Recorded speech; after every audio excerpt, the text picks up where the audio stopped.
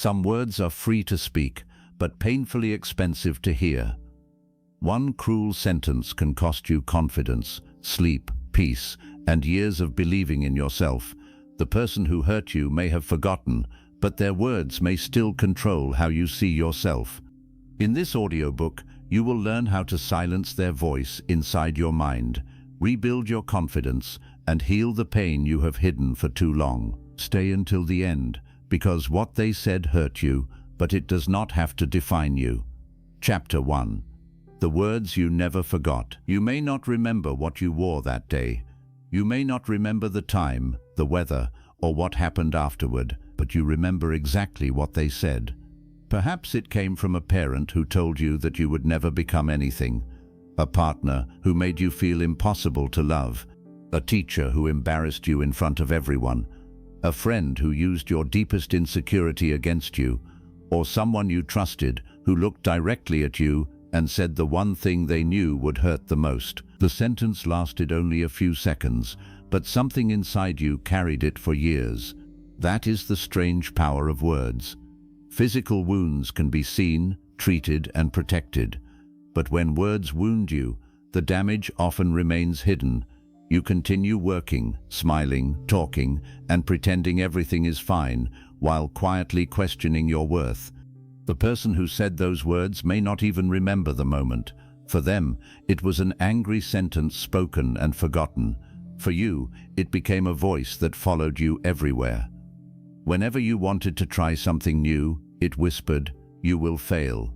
Whenever someone showed you love, it warned, "They will eventually leave." Whenever you looked in the mirror, it repeated the insult that first made you feel ashamed of yourself. The painful words did not remain in the past.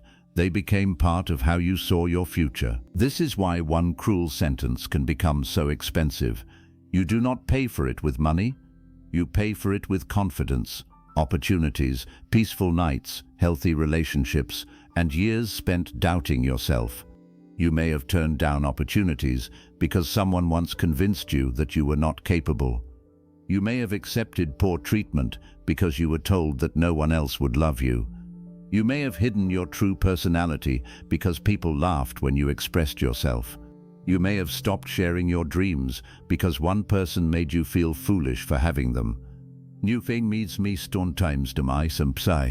Slowly, their words became the walls of your life. But you must understand something important. Remembering what they said does not make it true. Painful words stay with us because of the emotion attached to them, not because they are accurate. Your mind remembers moments that made you feel rejected, ashamed, unsafe, or unwanted. It stores them as warnings so that you can avoid experiencing the same pain again. That is why the memory returns when you face a similar situation. Your mind is not trying to punish you. It is trying to protect you, but it is protecting you with an old message that may no longer belong in your life. Someone's anger became your identity. Someone's insecurity became your limitation. Someone's cruel opinion became the truth you never questioned. It is time to question it now. Ask yourself, who gave this person the authority to decide my value?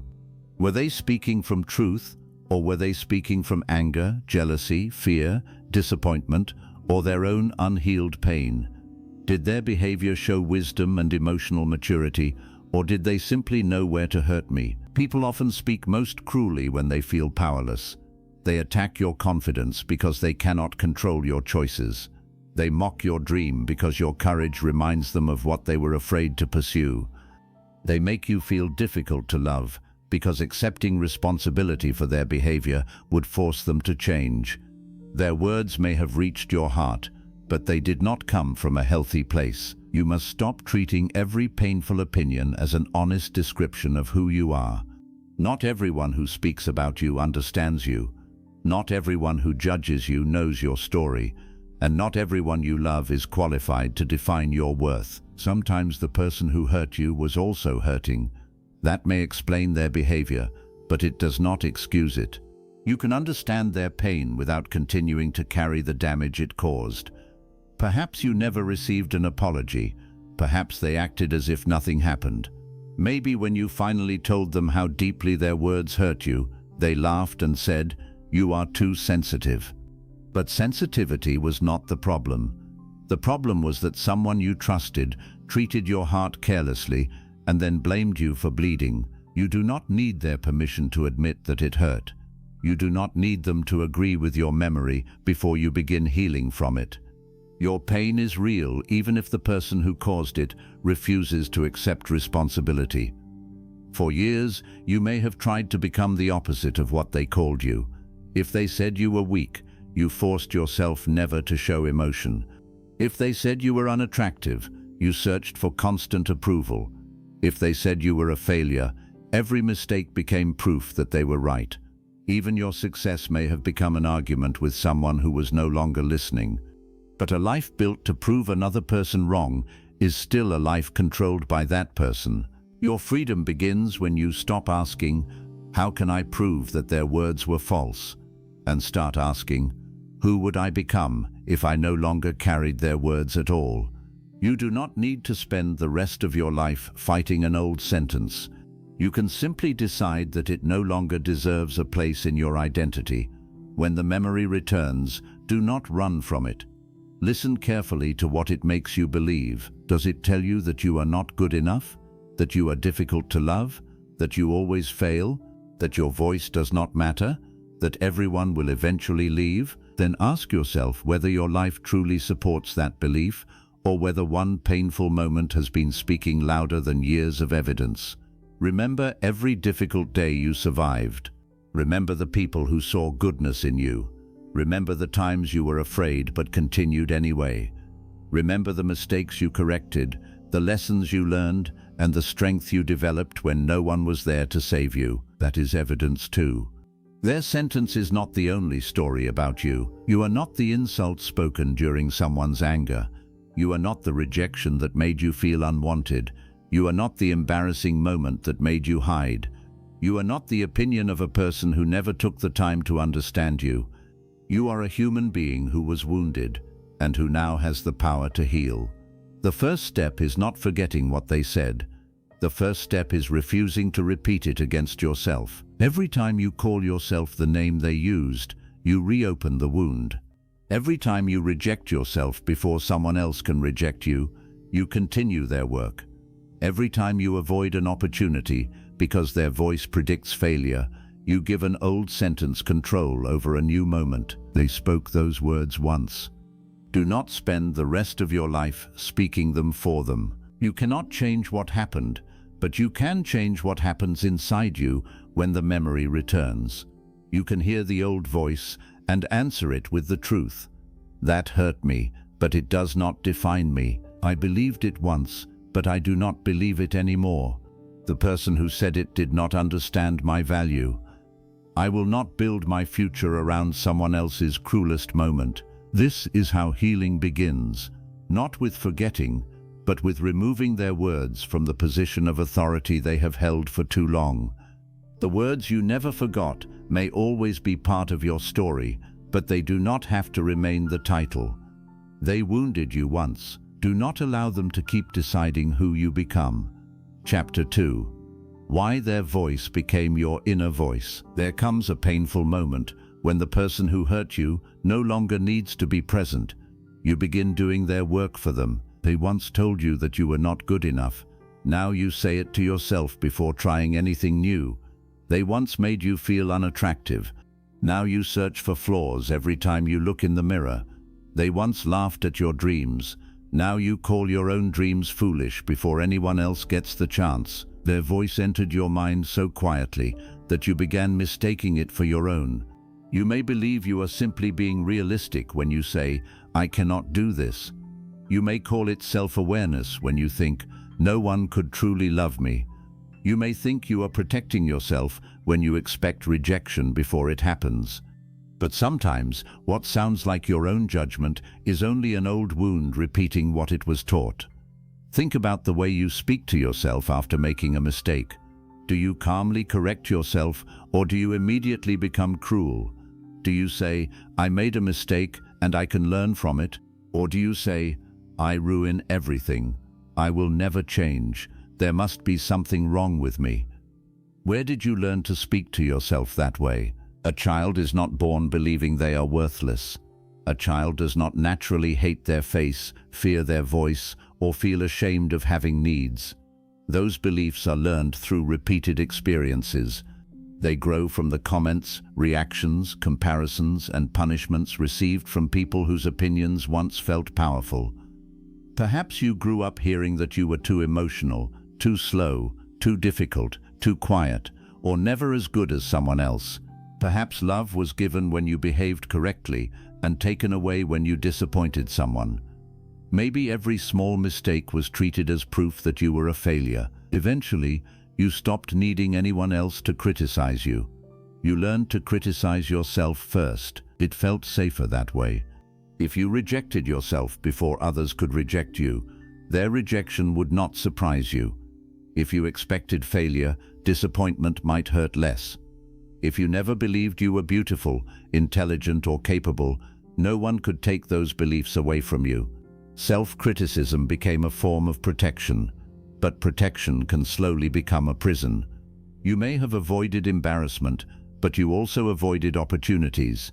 You may have protected yourself from rejection, but you also pushed away love. You may have escaped the pain of failure, but only by refusing to begin. The voice claimed it was keeping you safe, while quietly making your life smaller. That is why changing the way you speak to yourself is not as easy as repeating a few positive words. You are not fighting one bad thought. You are questioning a voice that may have guided your decisions for years. That voice may sound certain. You are going to fail. People will laugh at you. You are not attractive enough. You are too damaged to be loved. You always ruin good things. But confidence does not make a thought true.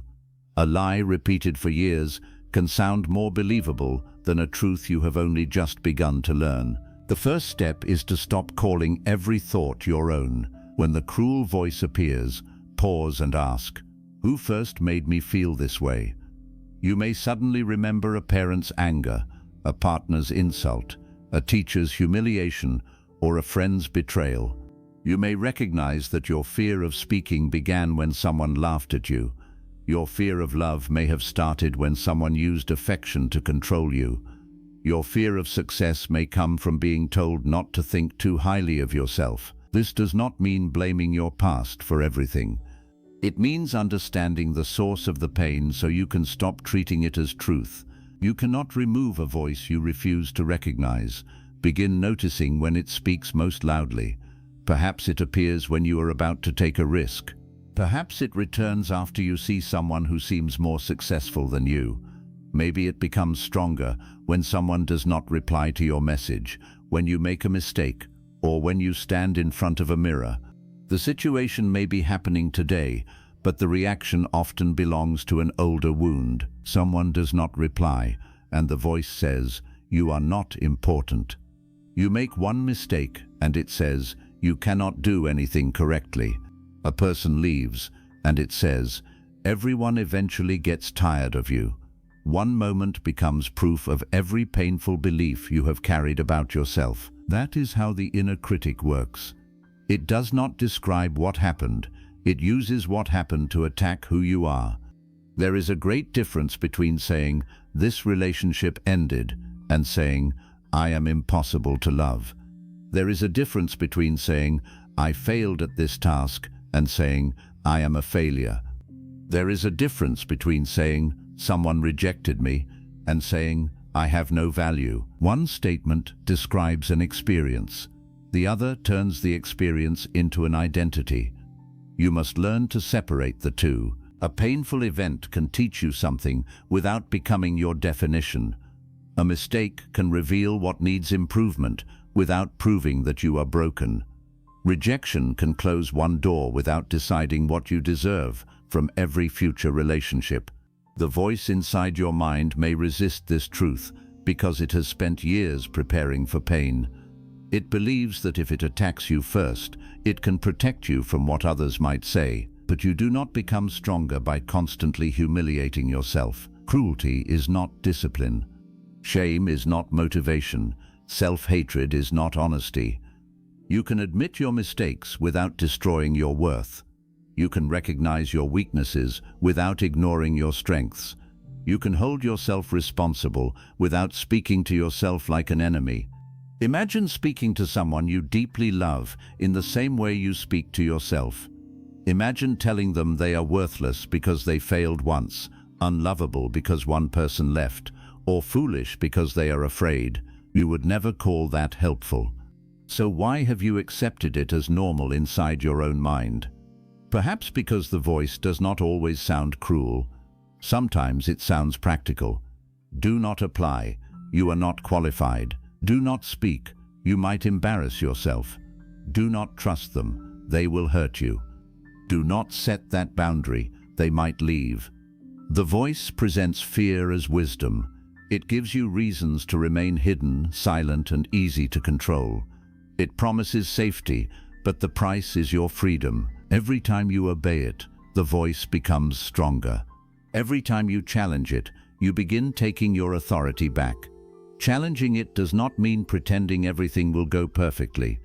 It means responding with a more honest voice. Instead of saying, "I know I will fail," say, "I may struggle, but I can learn." Instead of saying, "No one will ever love me," say, "One person's inability to love me does not decide my future." Instead of saying, "I always ruin everything," say, "I made a mistake and I can choose differently now." These words may feel unnatural at first. That is not because they are false. They feel unnatural because cruelty has been familiar for longer. Healing often feels uncomfortable before it feels freeing. You are learning a new language inside your own mind. The old language was built from fear, shame, and rejection. The new language must be built from truth, patience, responsibility, and self-respect. This will require repetition. You repeated their words for years, so do not expect one kind sentence to remove them overnight.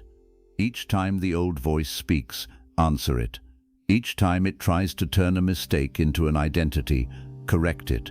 Each time it tells you to hide, take one small step forward.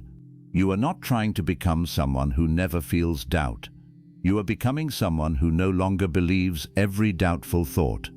That difference can change your entire life. There may also be people around you who continue feeding the old voice. They may disguise insults as jokes, criticism as concern, and control as love.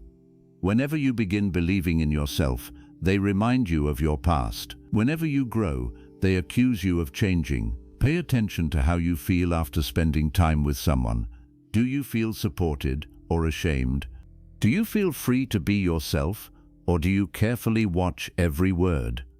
Do they correct you with respect, or do they attack your identity? Do they want you to improve, or do they need you to remain insecure? Healing your inner voice becomes difficult when you continue giving daily access to people who created it. You may need boundaries. You may need distance. In some cases, you may need to leave completely. This does not make you unkind. It means you understand that your mind cannot heal in the same place where it is constantly being wounded. You are allowed to protect the way you see yourself. You are allowed to stop accepting jokes that leave you feeling small. You are allowed to end conversations that become disrespectful. You are allowed to stop sharing dreams with people who always find a reason to destroy them. Not everyone deserves access to the most hopeful parts of you.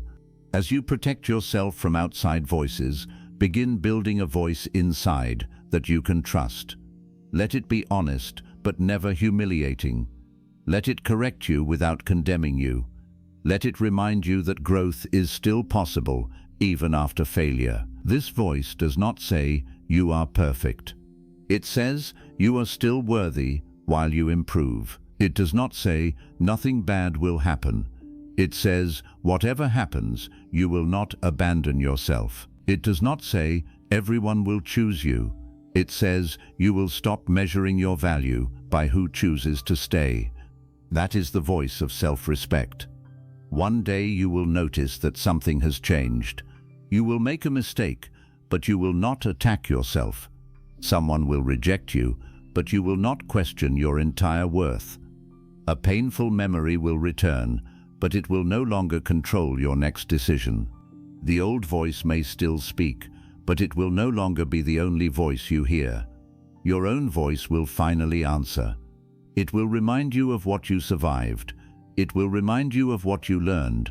It will remind you that you are more than the worst thing someone said about you. The person who hurt you may never apologize. They may never understand what their words did to your mind. But your healing does not have to wait for their understanding. They gave you the wound. You do not have to give them permanent control over your inner world. Listen carefully the next time your mind tells you that you are not enough. Ask whose voice you are hearing. Ask whether that person truly had the wisdom, love, and understanding required to define you. Then answer with the truth.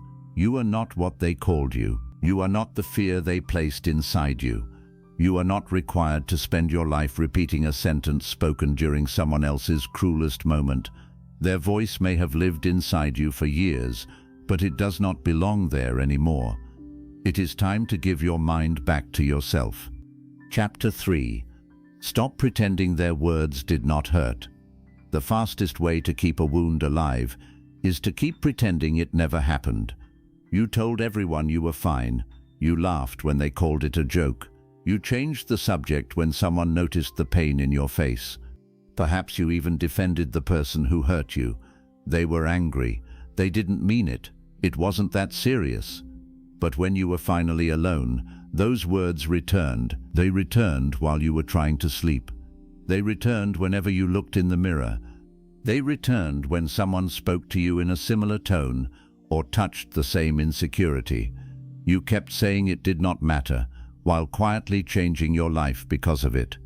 Maybe you stopped speaking openly because someone once mocked your voice. Maybe you began hiding your body because one cruel comment made you feel ashamed.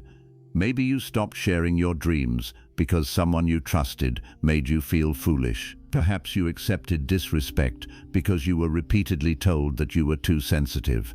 You did not forget the pain. You simply learned how to hide it. Many people confuse hiding pain with healing it. They believe that if they stay busy, remain silent, and never cry in front of anyone, the wound will eventually disappear. But hidden pain does not disappear. It changes its form. It becomes anger you cannot explain. It becomes distance in your relationships. It becomes fear when someone gets too close. It becomes the constant need for approval. It becomes overthinking, self-doubt, and the feeling that you must prove your worth everywhere you go. The pain you refuse to face begins speaking through your behavior. You may push away good people because someone in your past taught you that closeness is dangerous. You may become defensive when someone gives you honest feedback because criticism now feels like an attack. You may stay silent when you should protect yourself because you learned that speaking about your pain only leads to more pain. This is why pretending to be unaffected does not make you strong. Real strength is being honest enough to say, "That hurt me, and I need to understand what it changed inside me." There is no shame in admitting that words affected you. You are human. The words of people you love naturally carry weight. When someone important to you speaks with cruelty, the pain does not come only from the sentence. It comes from realizing that a person you trusted was willing to use your heart against you. You expected safety, but received humiliation. You expected understanding, but received judgment. You expected love, but received words designed to make you feel small. Of course it hurt. The problem was never that you felt pain. The problem was that you were taught to feel ashamed of it. Perhaps when you tried to explain how you felt, they said you were overreacting. Maybe they accused you of creating drama. They told you to forget it, move on, or learn how to take a joke. Instead of apologizing for the wound, they criticized you for feeling it. So you began doubting your own emotions. You asked yourself, "Am I too sensitive? Am I making this bigger than it is? Should I simply accept it?" But ask yourself a different question. If the words were truly harmless, why did the person need to dismiss your pain instead of caring about it? A loving person may make a mistake, but they will care about its effect. They will listen. They will try to understand. They will not demand that you hide your wound so they can avoid responsibility. You are not weak because something hurt you. You are not difficult because you asked for respect. And you are not dramatic because you remember a moment that changed how you saw yourself. Your emotions are not enemies, they are messages. Pain tells you that something important was harmed. Anger may tell you that a boundary was crossed. Sadness may reveal what you needed but never received. Fear may show you where trust was broken. If you keep silencing these messages, you will never understand what needs to heal. Begin by telling yourself the truth. Say, yes, those words hurt me. Do not add an excuse for the person who said them. Do not immediately compare your pain to someone else's suffering. Do not tell yourself that other people have experienced worse. Your pain does not become meaningless because someone else has suffered differently. You are allowed to acknowledge what happened without turning it into your entire identity. Admitting that you were wounded does not mean choosing to remain wounded. It means you are finally willing to treat the injury instead of covering it. Think about the words that still disturb your peace. What did they make you believe? Did they make you believe that you were not attractive enough? Not intelligent enough? Too difficult to love? Too weak to succeed? Did they make you feel that your needs were a burden or that your voice did not deserve to be heard? Now look at the choices you made after believing those words. Did you begin searching for approval from people who never respected you? Did you remain in relationships that kept hurting you because you feared no one else would choose you? Did you stop taking chances because failure might prove the insult was true? This is the true cost of buried pain. It does not remain in one memory. It quietly enters your decisions. You begin building your life around avoiding the wound. But you cannot create a free life while constantly obeying an old pain. Healing asks you to return to the place inside you that was hurt, not to live there again, but to recover the part of yourself you left behind. Perhaps you left your confidence there. Perhaps you left your voice, trust, courage, or ability to believe that you were enough. You cannot recover those things by continuing to say, "It was nothing, it was something, it changed you." Now you have the power to change what it means. You may never receive the apology you deserve. The person may deny everything, change the story, or blame you for their behavior. They may continue living as if the moment never mattered. Do not make your healing dependent on their honesty. An apology can bring comfort, but it is not permission to heal. You can accept that something happened even when the person who caused it refuses to accept responsibility. You know what those words did to you. That knowledge is enough to begin. You must also stop waiting for the person who broke your confidence to rebuild it. They may never give you the words you needed. They may never admit that they were wrong about you. Your life cannot remain trapped inside that waiting room. At some point, you must give yourself what they refused to give you. If they made you feel unworthy, begin treating yourself as someone whose life has value. If they silenced you, begin speaking honestly in small moments. If they mocked your dream, take one step toward it without asking for their approval. If they taught you to hate yourself, stop supporting their cruelty with your own voice. Healing becomes real when your actions begin disagreeing with the wound. You may still feel afraid, but you speak. You may still remember the insult, but you apply for the opportunity. You may still fear rejection, but you stop accepting disrespect. You may still carry sadness, but you no longer build your identity around it. This is how you prove to yourself that the past no longer holds complete authority. Be patient with this process. Pain that was hidden for years may not disappear the moment you finally acknowledge it. Some days you will feel free. On other days, one comment, place, or memory may bring everything back. That does not mean you are failing. Healing is not never remembering. Healing is remembering without allowing the memory to destroy how you see yourself. The goal is not to become cold or impossible to hurt. The goal is to become honest enough to feel pain without letting it decide your value. You do not need to harden your heart to protect it. You need boundaries. You need to stop laughing at jokes that humiliate you. You need to stop allowing people to insult you and then hide behind anger, honesty, or humor. You need to stop giving unlimited access to anyone who repeatedly uses your weaknesses against you. A person who knows your wounds should not keep pressing them to gain power. If someone continues doing this after you have explained the pain, it is no longer a misunderstanding. It is a choice, and you are allowed to make a choice of your own. You can leave the conversation. You can create distance. You can stop sharing personal things with them.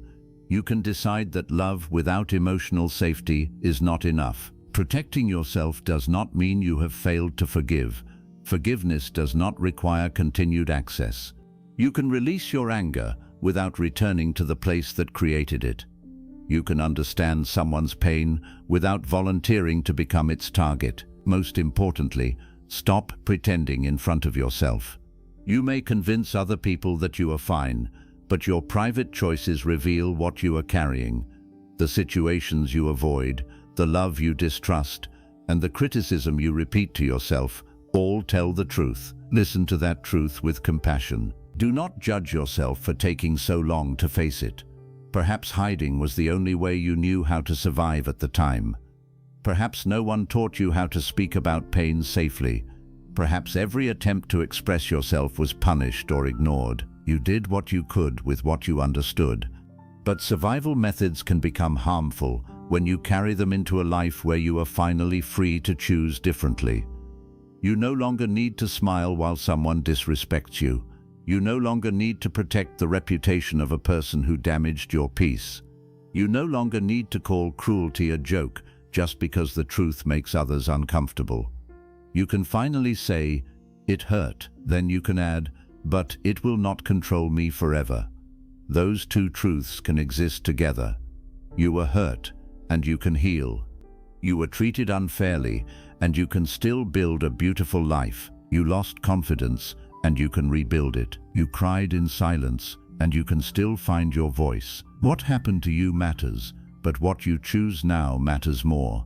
The painful words may explain why you became afraid, distant, or uncertain, but they do not have to decide who you remain. Your healing begins when the performance ends. Remove the smile you used to hide the pain. Stop saying it was nothing when it changed so much inside you. Give yourself permission to name the wound, understand its cost, and reclaim everything it took from you. You do not have to carry the pain forever just because you carried it alone. It hurt you, that is the truth. But it is not the end of your story. Chapter 4. Their cruelty was never proof of your worth. One of the deepest wounds is not simply remembering what someone said.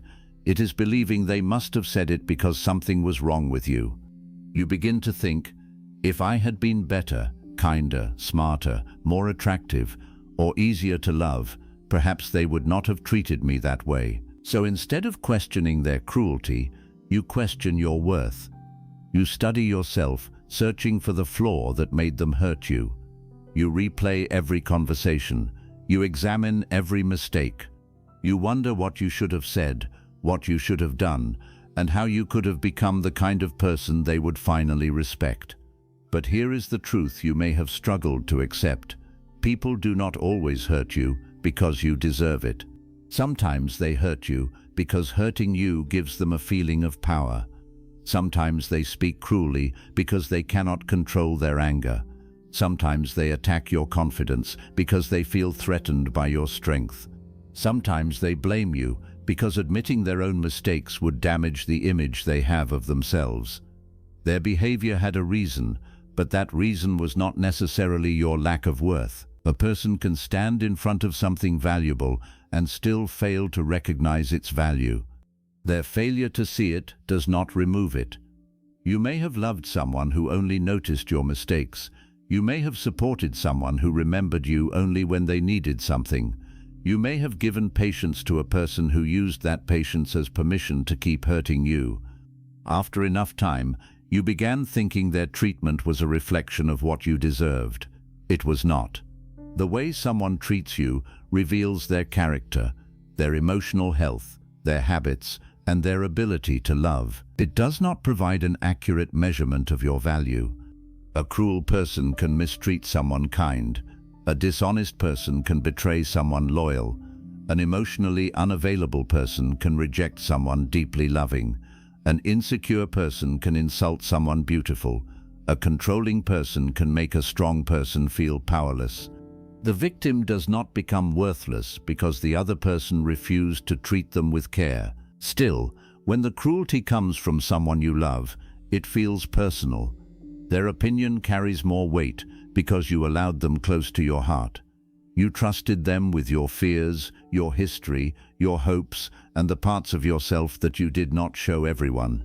Then, during an argument, they used that private knowledge against you. They knew what you feared becoming, so they called you exactly that. They knew what you disliked about yourself, so they pointed directly at it. They knew where you were already wounded, so they pressed the same place. This was not proof that their words were true. It was proof that they knew where you were vulnerable. There is a difference between someone seeing your weakness and someone understanding your worth. A person may know exactly how to hurt you without truly knowing who you are. You must stop confusing their ability to cause pain with their ability to speak truth. Cruel people often sound certain. They do not say, "I feel disappointed." They say, "You ruin everything." They do not say, "We have a problem we need to solve." They say, "You are the problem." They do not criticize one choice. They attack your entire identity. This is why their words stay with you. They turn one mistake into a permanent description of who you are. You forgot something, so they called you useless. You failed once, so they called you a failure. You needed reassurance, so they called you weak. You expressed pain, so they called you dramatic. You created a boundary, so they called you selfish. You disagreed with them, so they called you disrespectful. After hearing these labels repeatedly, you may have stopped seeing them as attacks and started seeing them as facts. But a label spoken with confidence is still only a label. Before you accept someone's judgment, examine the person delivering it. Do they speak with care? Do they take responsibility for their own behavior? Do they want to help you grow, or do they want to make you feel small? Do they offer clear guidance, or do they simply attack your character? Do they speak the same way when they are calm, or only when they want to control you? Not every opinion deserves a permanent home inside your mind. Healthy correction and cruelty are not the same. Someone who respects you can tell you that you made a mistake without making you feel like a mistake. They can disagree with your behavior without destroying your identity. They can be honest without humiliating you. Their goal is understanding, improvement, or repair. Cruelty has a different goal. It does not want to solve the problem. It wants to win by making you feel powerless. That is why you often leave cruel conversations feeling confused. You may not even remember what the original disagreement was about. You only remember defending your worth, your intentions, and your right to be treated like a human being. You entered the conversation to discuss one problem. You left believing you were the problem. This confusion is not evidence that you deserved what happened. It is often the result of someone changing the subject from their behavior to your identity. Perhaps you said, "The way you spoke to me was painful." They replied, "You are too sensitive." You said, "I need you to respect this boundary." They replied, "You only care about yourself." You said, "You broke my trust." They replied, "You are impossible to please."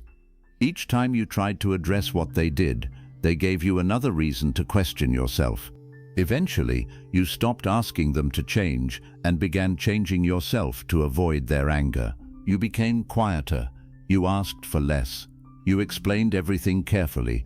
You apologized before you had even decided whether you were wrong. You learned to watch their face, their tone, and their mood before speaking. You called this keeping the peace.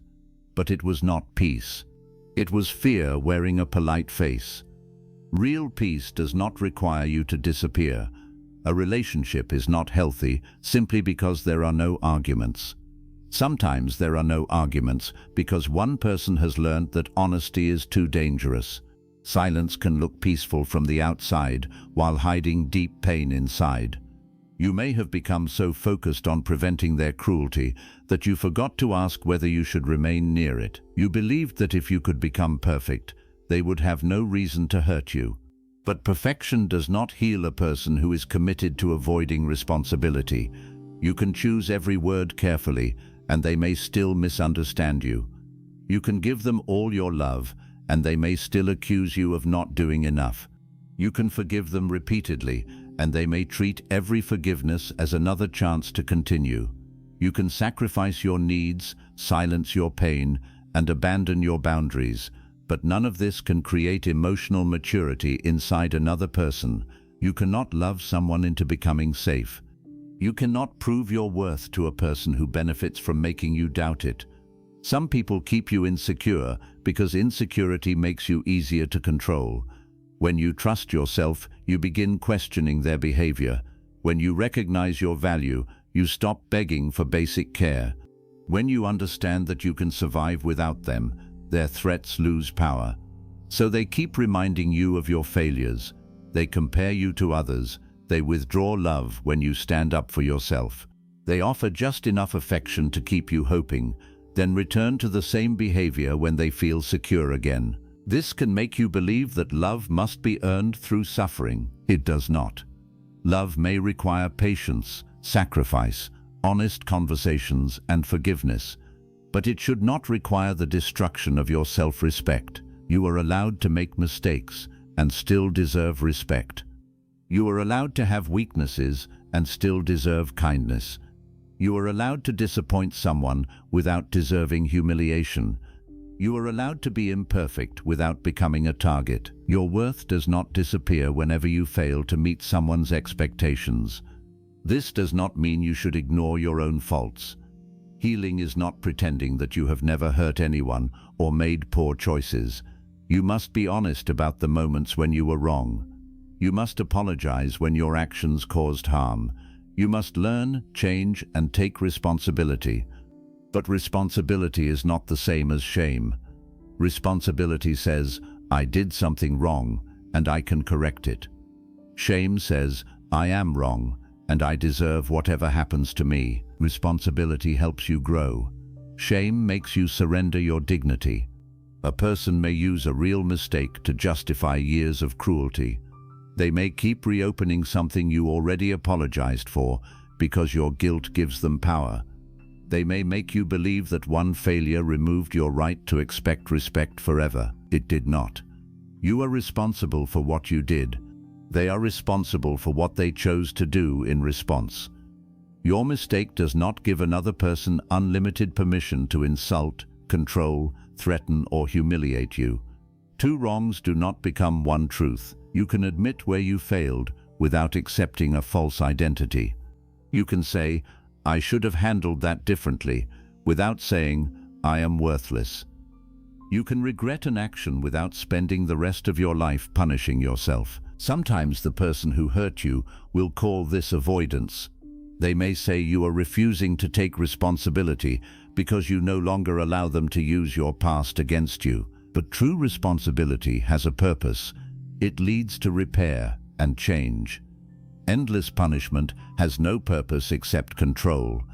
If you have sincerely apologized, learned from the experience, and changed your behavior, you do not have to keep standing in the same emotional courtroom while someone brings up the same charge every time you try to move forward. Your past can teach you without owning you. There is another reason cruelty can feel like proof of your worth. You may have experienced it early in life. When you are young, you do not have the ability to examine the emotional health of the adults around you. If a parent speaks harshly, you do not think, this person may be stressed, wounded, emotionally immature, or repeating what was done to them. You think, something must be wrong with me. A child naturally depends on adults for safety and understanding. It can feel less frightening to believe, I am bad, than to admit, the person responsible for protecting me is not emotionally safe, so you carried the blame. You became the good child, the quiet child, the successful child, or the invisible child. You learned which version of yourself received the least criticism. You measured your worth through grades, obedience, appearance, achievements, or how useful you could be to others. You believed that love arrived only after performance. Then you entered adult relationships carrying the same rule. If I become valuable enough, no one will hurt or leave me. You worked harder whenever someone withdrew. You gave more whenever someone gave less. You tried to prove your love whenever someone questioned it. You stayed longer whenever someone made you feel unwanted. You were not only trying to save the relationship, you were trying to repair the old belief that love had to be earned. But the love you deserve cannot be built on your fear of losing it. If someone can only keep you by making you doubt yourself, they are not protecting the relationship. They are protecting their control over you. Your healing begins when you stop asking, "What is wrong with me?" and start asking better questions. What does this person's behavior reveal about them? Why do they need me to feel small? Why am I expected to understand their pain while they continue ignoring mine? Why must I keep proving my love while they never prove their respect? What have I accepted because I was afraid of being alone? These questions may lead you toward uncomfortable answers. You may realize that you spent years trying to receive kindness from someone who only changed when they feared losing access to you. You may see that their apologies were followed by the same behavior. You may recognize that the good moments did not remove the damage, they only gave you enough hope to stay. This realization can hurt. You may grieve the person you believed they could become. You may grieve the future you imagined, the time you invested, and the version of yourself that kept waiting. Do not mistake grief for evidence that leaving was wrong. You can miss someone and still know they were harmful to you. You can love a person and still decide that their presence costs too much peace. You can remember the good moments without using them to excuse the cruel ones. Human beings are complicated. A person does not need to be cruel every minute to cause deep harm. They may be kind on some days, supportive in some moments, and still repeatedly destroy your emotional safety. The question is not whether they ever made you happy. The question is whether the relationship requires you to lose yourself in order to keep it. If the answer is yes, the price is too high. This is where many of those hidden tears came from. You were not only crying because of what they said, you were crying because you could feel yourself disappearing. You knew you were accepting things that once would have shocked you. You knew you were becoming quieter, more anxious, and less certain. You knew you were no longer living as yourself, but you did not know how to leave without feeling that you had failed. You had not failed. Recognizing that something is hurting you is not failure. Choosing to protect yourself is not failure. Ending a pattern that continues damaging your mind is not failure. Sometimes walking away is the first honest thing you have done for yourself in years. Even if you cannot leave immediately, you can begin leaving emotionally. You can stop allowing their words to decide your identity. You can stop explaining every part of yourself to someone committed to misunderstanding you. You can stop asking them to confirm a value they have repeatedly refused to recognize. Your worth does not need their agreement. This may feel difficult because you have spent so much time hoping for one final conversation. You imagine that if you explain the pain perfectly, they will finally understand. You search for better words, calmer moments, and stronger examples. But someone cannot understand what they are determined to deny. They may understand more than they admit. Accepting your pain would require them to face their behavior, and denial may be easier. Do not make your freedom depend on receiving understanding from the person who benefited from your confusion. Closure does not always come when they say, "I was wrong." Sometimes closure begins when you say, "I no longer need you to admit it before I believe myself. You were there. You remember what was said. You know how often it happened. You know what it cost your confidence. You do not need to keep presenting evidence to someone who has already decided not to see it. Believe the part of you that knows you deserved better. At first, this may feel selfish. If you were trained to ignore your own needs, self-respect will feel like rebellion. Boundaries will feel rude. Saying no will fill you with guilt. Distance will make you question whether you are cruel. That discomfort does not mean your decision is wrong. It may simply mean you are doing something unfamiliar. You are learning that being a good person does not require accepting bad treatment. You can be compassionate without becoming available for abuse. You can understand someone's past without allowing them to damage your future. You can wish them healing from a distance. Compassion must include you too. For years, you may have given other people reasons for their behavior. You understood their childhood, stress, fear, anger, and pain. You explained why they struggled to communicate. You forgave them because you knew they had been hurt before. But who was understanding you? Who considered the stress you carried while trying to remain calm around them? Who noticed how difficult it was to rebuild yourself after every argument? Who cared about the fear created by never knowing which version of them you would meet? Their wounds deserved care, but your heart was never meant to become the place where they released all their pain. Being wounded does not give anyone permission to become a weapon. You may also need to accept that some people hurt you without a deep reason. Not every act of cruelty hides a complicated story. Sometimes people behave badly because they have learned they can. Sometimes they repeat the behavior because there have been no consequences. You do not need to solve the mystery of why they hurt you before deciding that it must stop.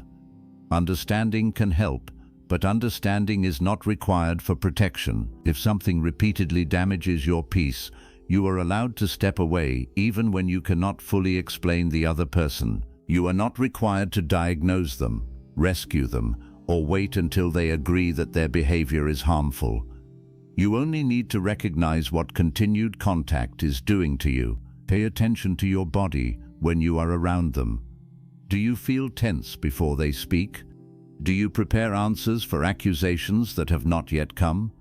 Do you feel relief when they leave? Do you hide good news because you expect criticism? Do you feel smaller after every conversation? Your body may recognize emotional danger before your mind is willing to name it. Listen to that signal. Do not treat constant anxiety as the normal price of love. Healthy love does not make you afraid to exist. As you separate their cruelty from your worth, you may discover how much of your identity was built around their opinion.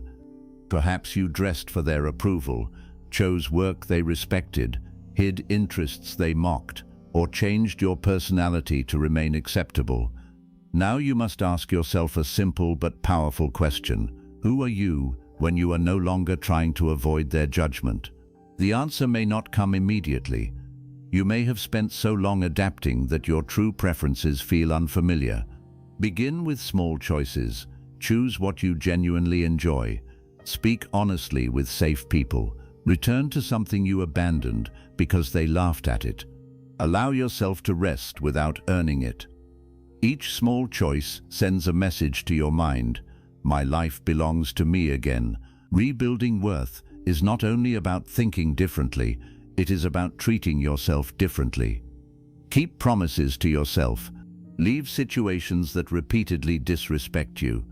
Stop chasing people who enjoy watching you beg. Spend time with people who allow you to breathe. Take care of your body, your surroundings, and your future. Every respectful action repairs something that cruelty damaged. Do not wait to feel worthy before treating yourself as worthy. The feeling often grows after the action. When you protect your time, your mind learns that your life matters. When you say no to disrespect, your mind learns that your peace matters. When you pursue a dream they mocked, your mind learns that their opinion is no longer in control. When you stop returning to the same wound, your mind learns that you will not abandon yourself again. This is how self-worth becomes real. It is not built from empty praise. It is built from evidence that you can trust yourself. There will still be difficult days. You may hear their voice in your mind after they are gone. You may wonder whether you overreacted. You may remember the good moments and question the painful ones. This is normal when you have spent a long time being taught not to trust your own experience. When doubt returns, do not immediately run back. Return to the facts. Remember what repeatedly happened, not only what you hoped would happen. Remember how you felt most days, not only how you felt during the apology. Remember the pattern, not only the promise. Promises can be beautiful, but patterns reveal the truth. If someone repeatedly says they will change, but continues choosing the same behavior, believe the behavior. Your life cannot be built on the person they might become, while the person they are keeps hurting you. You are not responsible for staying until they finally understand your value. Perhaps they will understand after losing you. Perhaps they never will. Neither result changes what you deserve now. Your value was present before they recognized it, while they denied it, and after you stopped asking them to see it. The strongest thing you can do is stop handing your identity to people who only know how to damage it. Take back the right to define yourself. You are not the worst thing they called you. You are not the mistake they keep using against you. You are not difficult because you need honesty. You are not selfish because you require respect. You are not unlovable because one person loved you poorly. You are not weak because their words made you cry. Those tears did not prove that they were right. They proved that you were hurt by someone whose opinion mattered to you. But an opinion can matter and still be wrong. Their anger was real, but the identity they gave you was false. Their rejection happened, but it did not prove you were unworthy. Their cruelty caused pain, but it did not reveal your value. You can finally stop carrying their behavior as evidence against yourself. Return the shame to the moment where it belongs. Let their words describe the condition of their heart, not the value of yours. You may have spent years trying to become good enough for someone who had already decided to keep moving the standard. Every time you reached it, they created another reason you were not enough. You could have spent your entire life climbing and still never received the love you were promised. Step down from that impossible test. You do not need to pass another person's cruel examination before you are allowed to respect yourself. You are already a person worthy of dignity. Not because you never fail, but because human worth is not something another person can remove during an argument. From this moment forward, let people be responsible for the words they choose. Stop carrying their cruelty as your identity. Stop turning their lack of love into proof that you are hard to love. Stop using their emotional limits to measure your value. They may have damaged your confidence, but they did not destroy your ability to rebuild it. They may have made you question yourself, but they did not take away your right to find the truth. They may have spoken as if they knew everything about you, but they only knew the version of you they could control. There is another version waiting to rise. The version who no longer begs cruel people for kindness, no longer explains their worth to those committed to denying it, and no longer mistakes pain for love. Let that version of you step forward now. Their cruelty was a chapter in your life, but it was never your definition. What they said revealed how they chose to treat you. What you choose next will reveal how deeply you are finally willing to value yourself. Chapter 5. Stop waiting for the apology that may never come. Sometimes the deepest pain is not what they said. It is what they never said afterward. They never said, "I was wrong." They never said, "You did not deserve that." They never looked into your eyes and admitted that their words damaged something inside you. Instead, they continued with their life while you were left carrying the consequences of a moment they refused to acknowledge.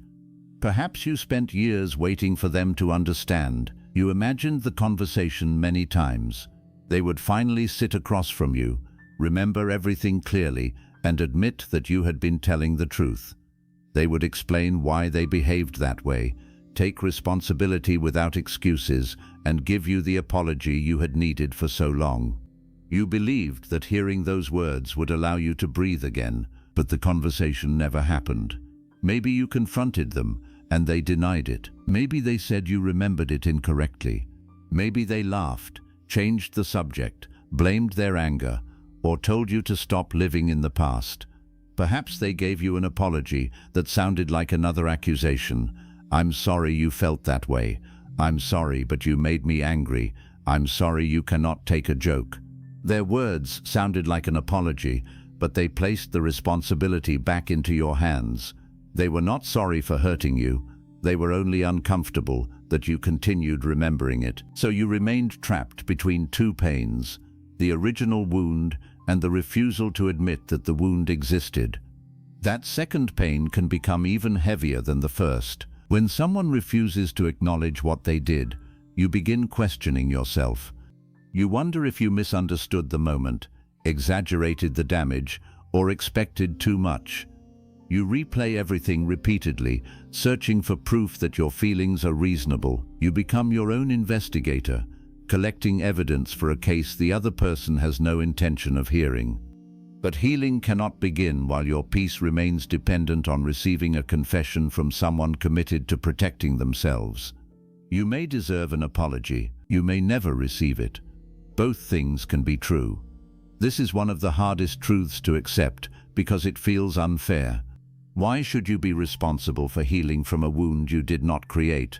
Why should they be allowed to walk away while you must rebuild your confidence, trust, and inner peace? You did not choose the injury, but you must decide what happens to your life after it. That is not justice. It is responsibility. Justice asks what they should do. Responsibility asks what you can do if they refuse. You can spend years waiting for them to become the person they should have been, or you can begin becoming the person who will no longer abandon you because of what they did. The apology you wanted was never only about the words, "I am sorry." You wanted something deeper. You wanted confirmation that your pain mattered. You wanted them to admit that you were not too sensitive, difficult, dramatic, or weak. You wanted proof that you did not imagine the cruelty. You wanted the person who confused you to restore your trust in yourself. But someone who repeatedly taught you to doubt your feelings may not be capable of helping you trust them again. You must not place the final decision about your reality into the hands of the person who benefited from denying it. Their refusal to admit what happened does not erase what happened. Their different version of the story does not cancel your experience. Their comfort does not matter more than your truth. You were present. You heard the words. You felt the change inside you.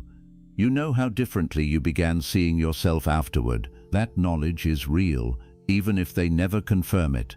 You may think you need their apology because you still feel connected to them through the wound.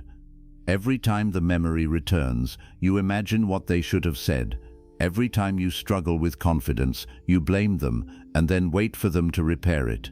Without realizing it, you continue giving them authority over your healing. They had the power to wound you in the past, and now you are giving them the power to decide when you can become free. That is too much authority to place in the hands of someone who already used it carelessly. Your healing cannot wait for their emotional maturity. Perhaps one day they will understand. Perhaps age, loss, experience, or regret will finally teach them what your tears could not. They may contact you years later and offer the apology you once begged to hear. But what if they do not? What if they never change? What if they continue believing their own version until the end of their life? Will you remain emotionally imprisoned because the person who wounded you refuses to open the door? You may have to open it yourself. Opening that door does not mean pretending what they did was acceptable. It does not mean removing responsibility from them. It means refusing to make your future dependent on a response you cannot control. For a long time, you may have believed that letting go would allow them to escape responsibility. You thought, if I stop being angry, they win. If I move forward, it means what they did was not serious. But your suffering is not their punishment. They may not know when you cry. They may not see the opportunities you reject, the love you distrust, or the nights you spend replaying their words. Your pain does not force them to understand. It only continues hurting you. Remaining wounded does not create justice. Destroying your own peace does not repair the past.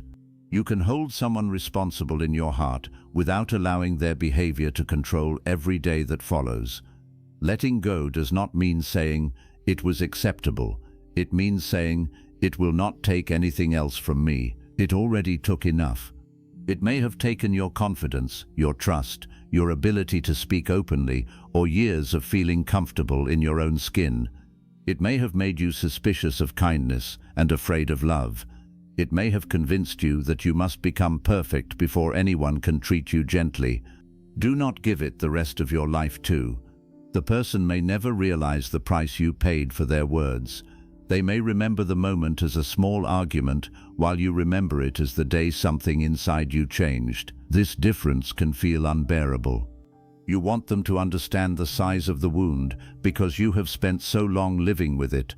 You want them to see every decision affected by what they said. You want them to feel the weight you carried. But some people will never understand the pain they caused, because understanding would require them to question who they believe themselves to be. They see themselves as kind, reasonable, loving, or honest. Admitting that they were cruel would threaten that identity. So rather than changing their view of themselves, they change the story. They tell themselves you misunderstood.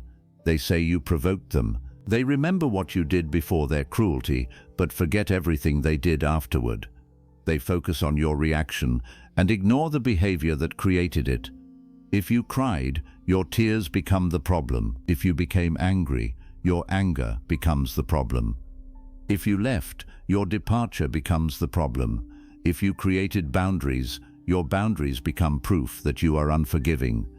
They make your response more important than their action, because this allows them to remain innocent in their own story. Do not waste your entire life trying to become the hero inside the story they created to protect themselves. You know who you were before the wound. You know what you tried to communicate. You know how many chances you gave. You know how often you remained silent to protect the relationship. You do not need them to tell your story correctly before you are allowed to believe it. Sometimes people remember events according to what allows them to live comfortably with themselves. That is why two people can leave the same relationship carrying completely different stories. You remember how their words made you afraid to speak. They remember that you became quiet and distant. You remember asking for respect. They remember you becoming demanding. You remember finally protecting yourself. They remember you suddenly changing. Both people may describe the same period, but one story begins with the injury, while the other begins with the reaction. This is why you may never receive the apology you deserve. They would first have to look beyond your reaction and take responsibility for what created it. Not everyone is willing to do that. Emotional maturity requires the courage to see yourself as the person who caused harm, even if that harm was not your intention. It requires listening without defending, apologizing without adding excuses, and changing behavior instead of demanding immediate forgiveness. Some people do not possess that courage. They are more afraid of feeling guilty than they are concerned about the pain they caused, so they protect themselves with denial. You cannot break through denial by explaining the same wound 100 different ways. You cannot force self-awareness into someone who uses confusion to escape it. You cannot make a person care by finding the perfect sentence. You may have already tried. You spoke calmly, but they dismissed you. You cried, but they called you dramatic. You became angry, but they used your anger against you. You wrote long messages, hoping written words would finally make them understand. You explained exactly what happened, how it affected you, and what you needed from them. They read everything and answered only the part that allowed them to avoid responsibility. You were not failing to communicate. Sometimes the problem is not that they do not understand. The problem is that understanding would require change, and they have decided that your pain is easier to carry than their responsibility. Once you accept this, you stop searching endlessly for better words. You realize that communication can solve misunderstanding, but it cannot solve a lack of care. A person who cares may not understand immediately, but they will remain curious. They will ask questions. They will notice your pain and want to know what happened. They may feel defensive at first, but their love will eventually become stronger than their need to win. A person who does not want responsibility will use every conversation as another opportunity to exhaust you. They will debate your memory, question your tone, examine the timing, and demand evidence for feelings that should have been met with concern. By the end of the conversation, you will be apologizing for bringing it up. This pattern may have happened so often that you began believing you needed their permission to feel hurt. You do not. Your feelings do not require a courtroom. You are allowed to say, "That affected me," even if they claim it should not have. Intent matters, but impact matters too. Perhaps they did not intend to damage your confidence. Perhaps they spoke during anger and regretted it later. Perhaps they repeated the same cruelty they experienced in their own childhood. These things may explain what happened, but an explanation is not the same as repair. Repair requires acknowledgement. Repair requires changed behavior.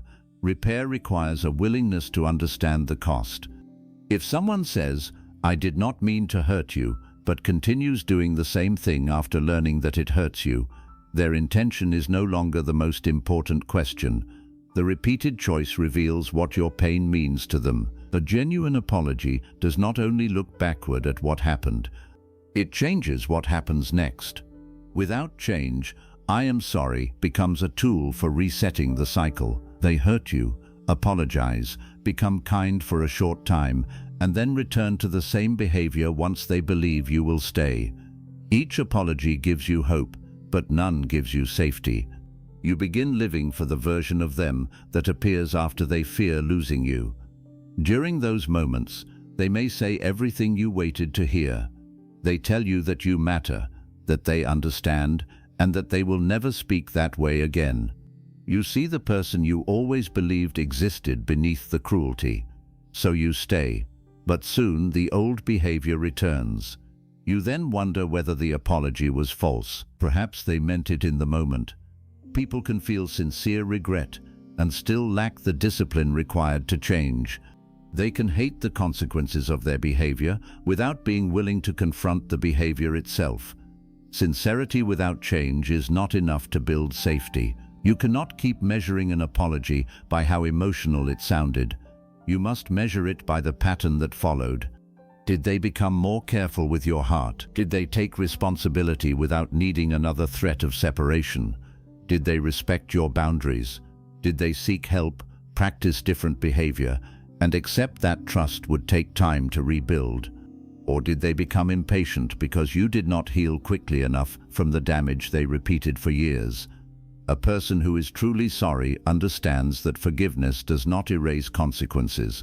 They do not rush you to trust them again. They do not use their apology as a receipt proving that you owe them access.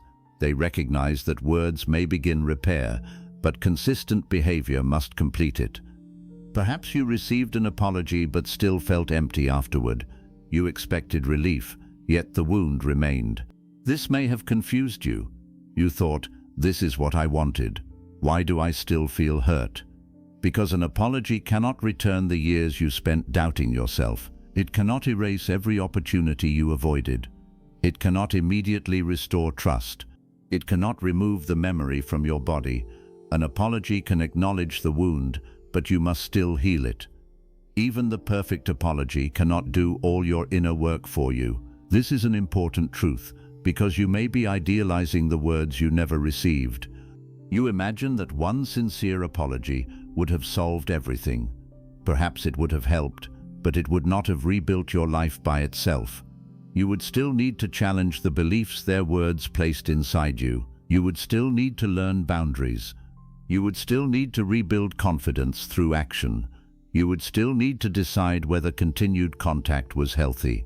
Their apology could support your healing, but it could never become your healing. That power must return to you. Ask yourself what you truly hope their apology will provide. Do you want validation? Give yourself permission to believe your own experience. Do you want them to admit that you were worthy of better treatment?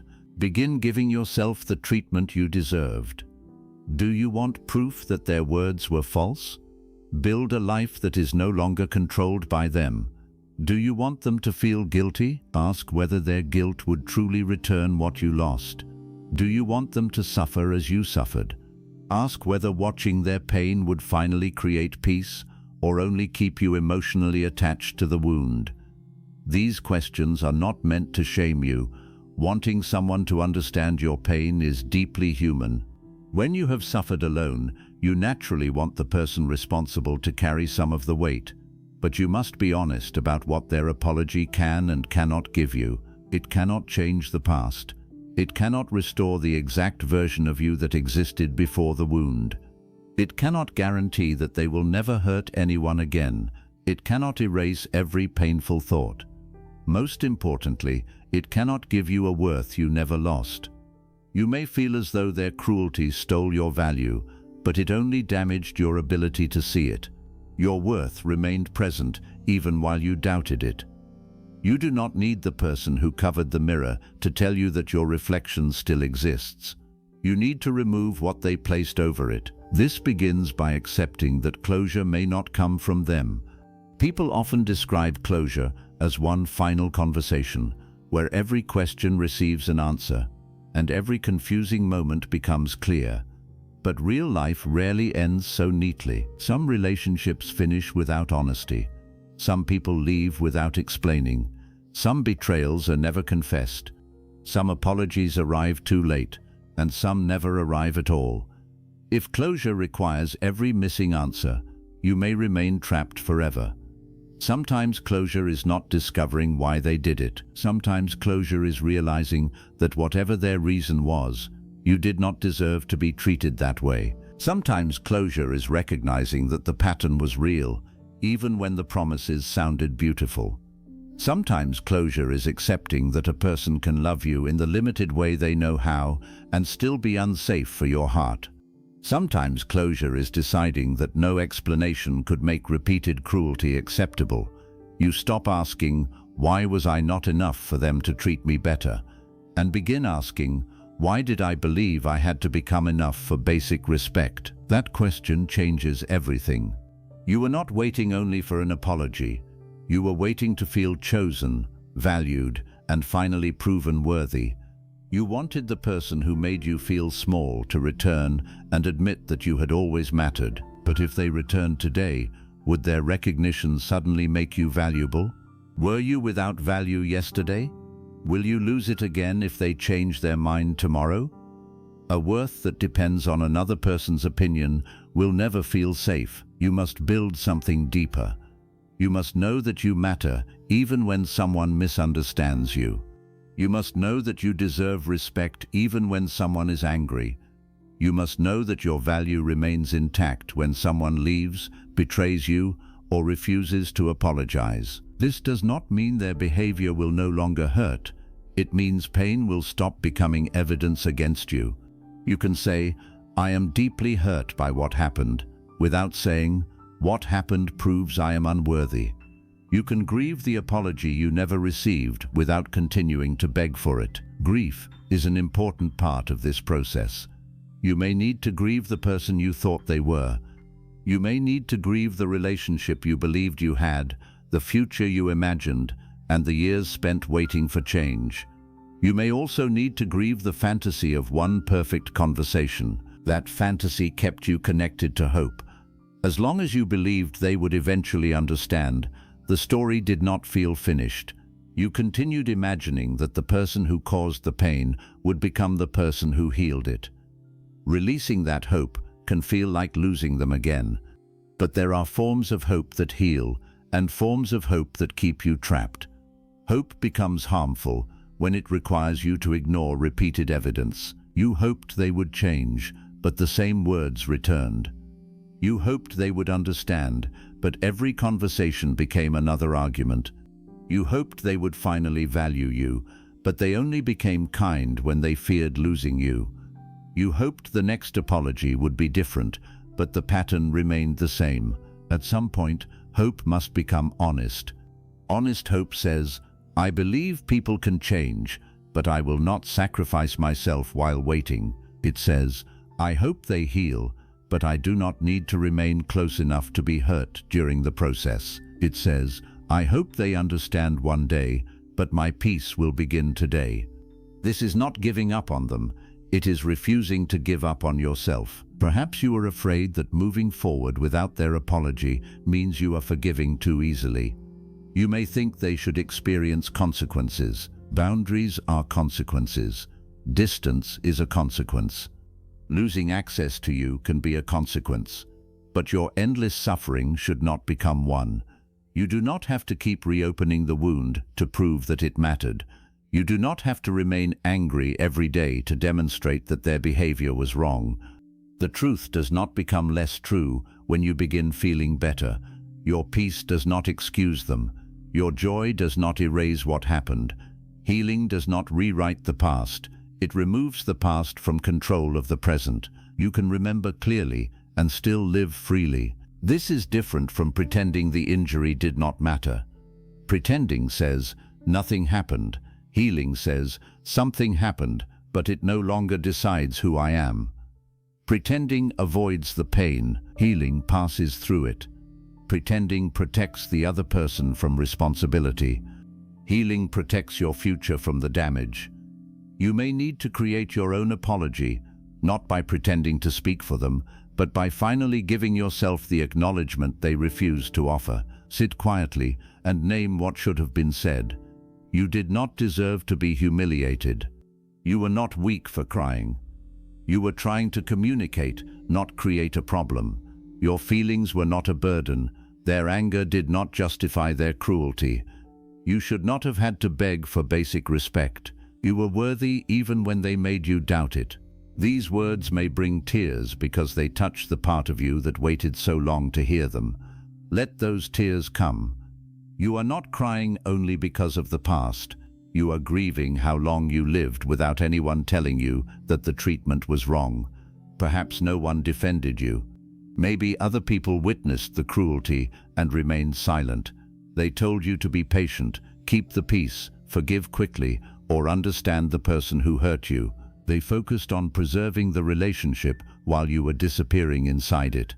You may have learned that everyone's comfort mattered more than your pain.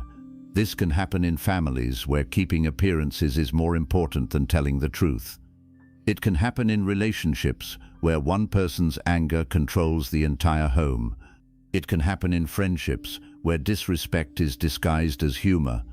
When you finally speak, people may call you the cause of the conflict because your silence previously allowed them to pretend there was none. But exposing a wound does not create it. Naming a pattern does not begin it.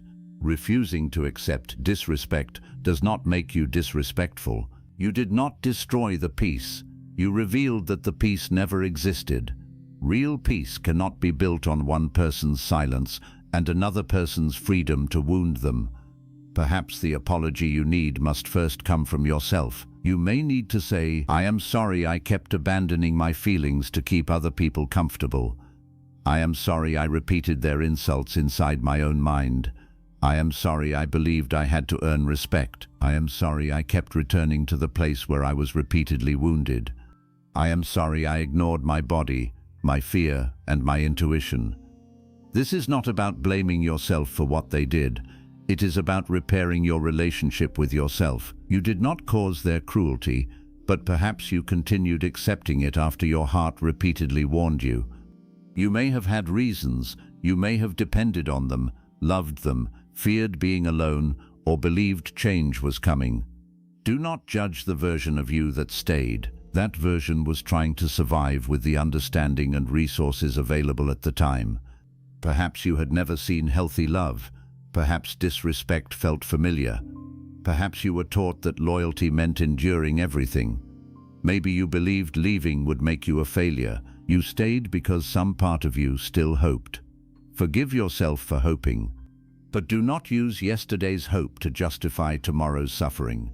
Now you know more. Now you recognize the pattern. Now you understand that an apology without change is only a pause between wounds. Use what you know. Self-forgiveness is essential because sometimes, after the anger toward them begins fading, anger toward yourself remains. You ask, why did I let them treat me that way? Why did I believe them? Why did I stay?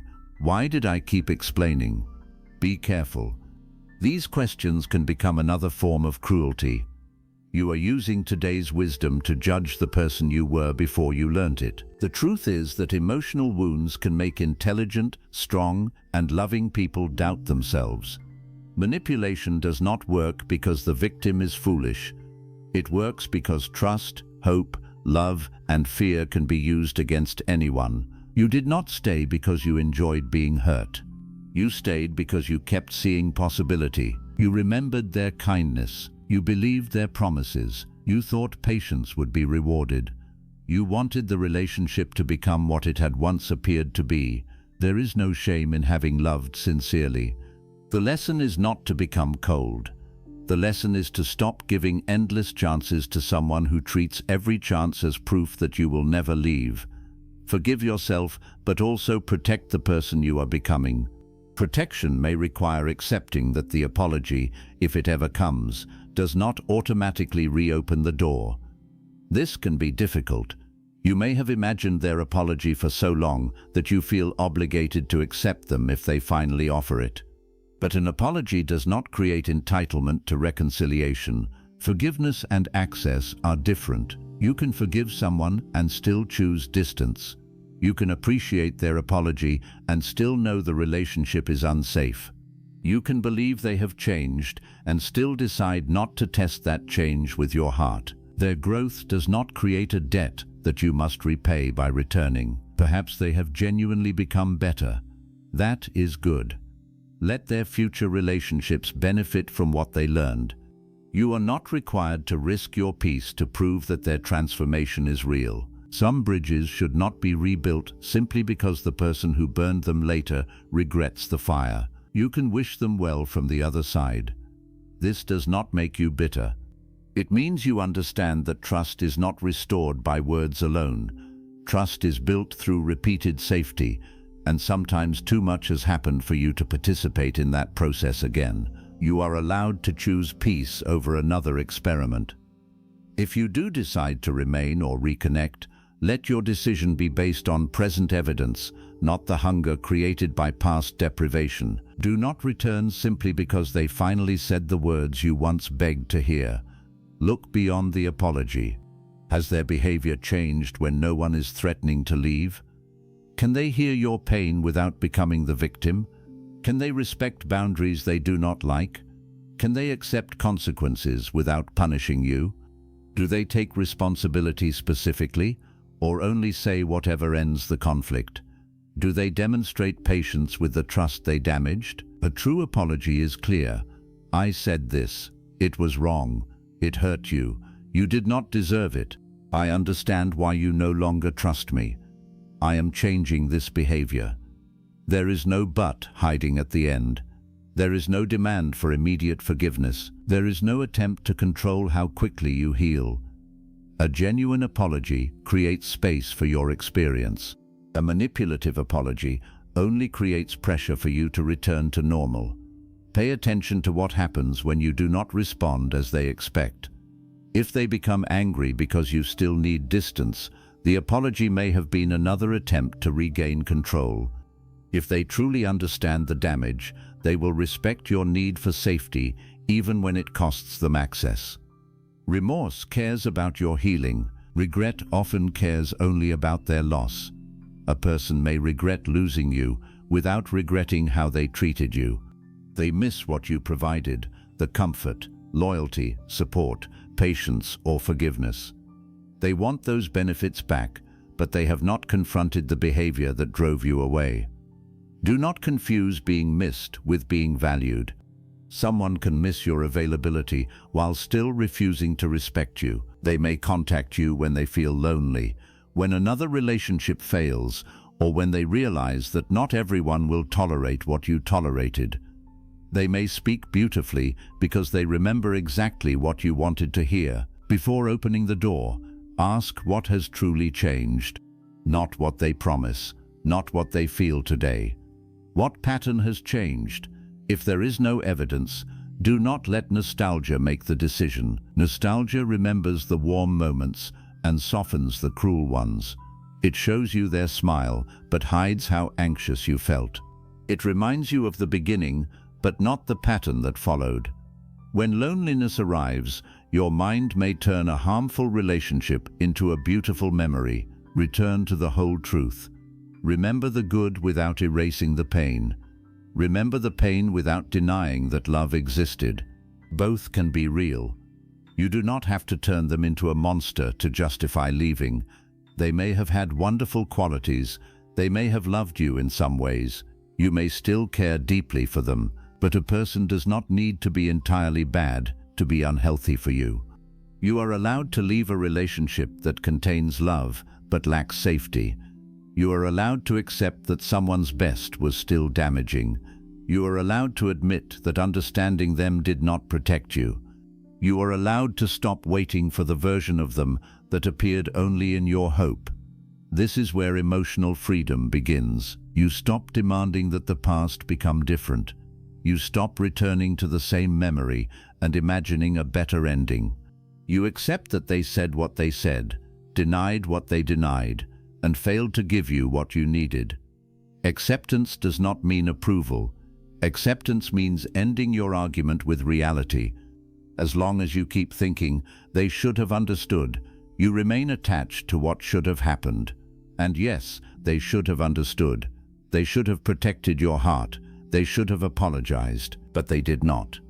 Your mind can spend years fighting that fact, or it can ask, given what happened, how will I protect my future now? This question moves you from helplessness into choice.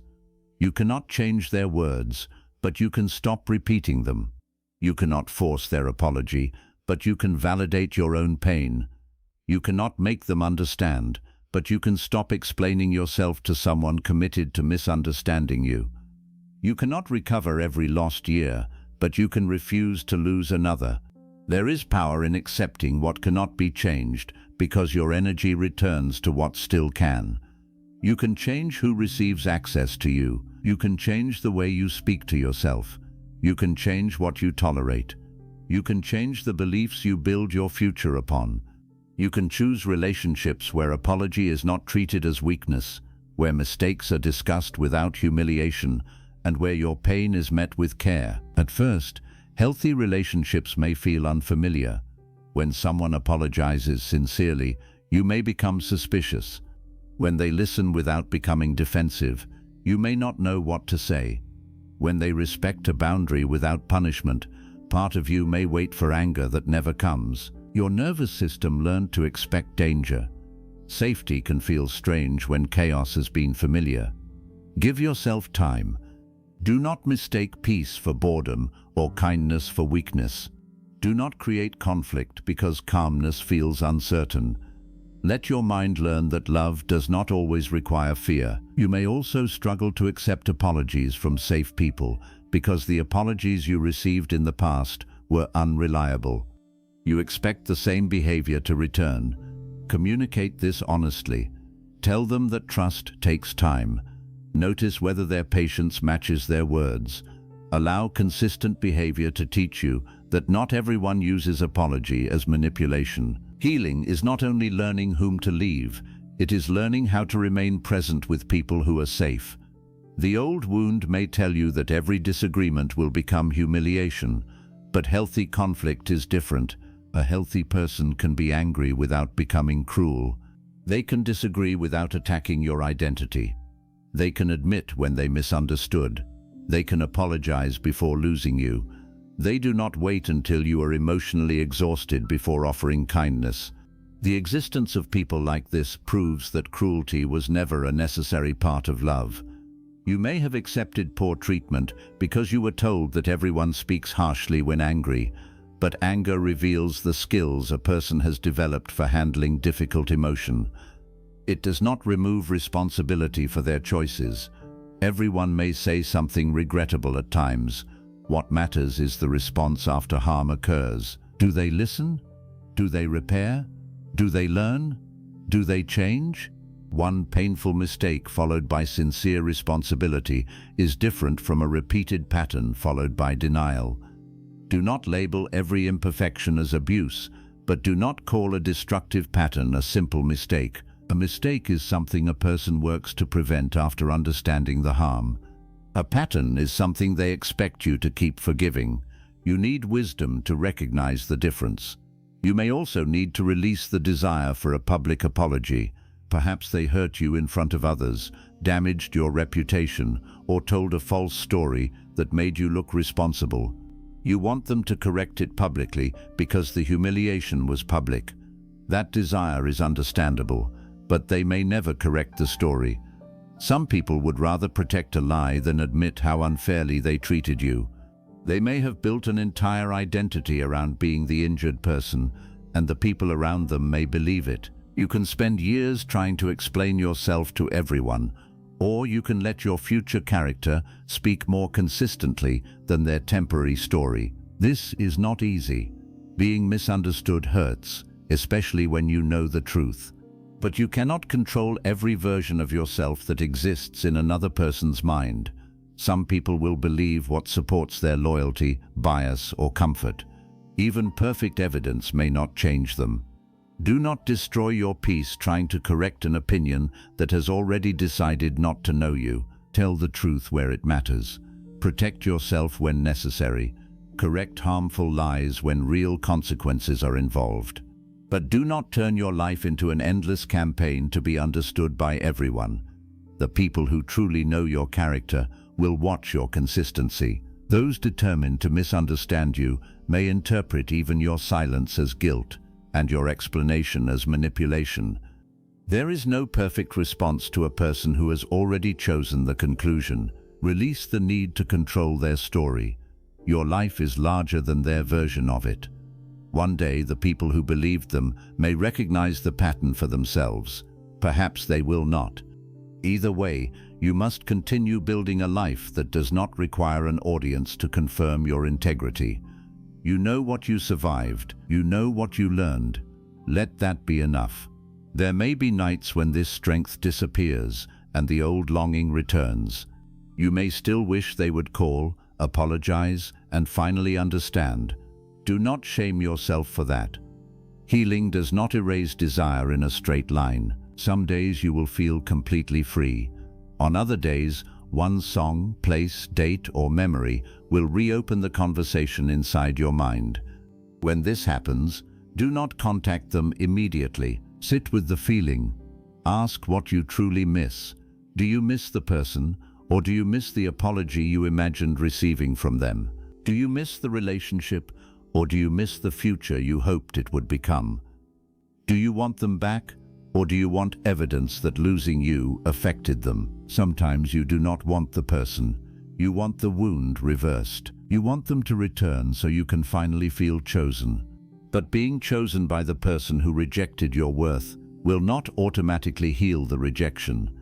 It may only place your confidence back into their hands. Choose yourself instead. This phrase can sound simple, but it asks for difficult actions.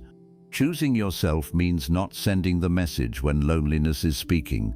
It means remembering the pattern when nostalgia shows you only the promise. It means accepting the discomfort of being alone instead of returning to familiar pain. It means refusing an apology that demands access without accountability. It means believing your experience even when they continue denying it. Every time you choose yourself, you become less dependent on the words you never received. The need for their apology begins fading because your life is no longer waiting at the scene of the injury. You have moved. You have discovered new parts of yourself. You have met people who speak with care. You have created experiences untouched by their opinion. The memory still exists, but it is no longer the center of everything. This is one of the signs of healing. You think about what happened without feeling an urgent need to make them understand. You no longer rehearse the conversation every day. You no longer check whether they regret losing you. You no longer imagine proving your value through success, appearance, or a new relationship. You simply know that their inability to value you was never a final judgment. Be careful not to build your future as revenge. You may feel tempted to become successful only so they will regret what they said. You imagine them seeing your life and realizing they were wrong. This motivation can push you forward for a while, but it keeps them present in every achievement. you are still performing for the person who hurt you. Even your victory becomes another conversation with them. Build a life because you want to live it, not because you want them to witness it.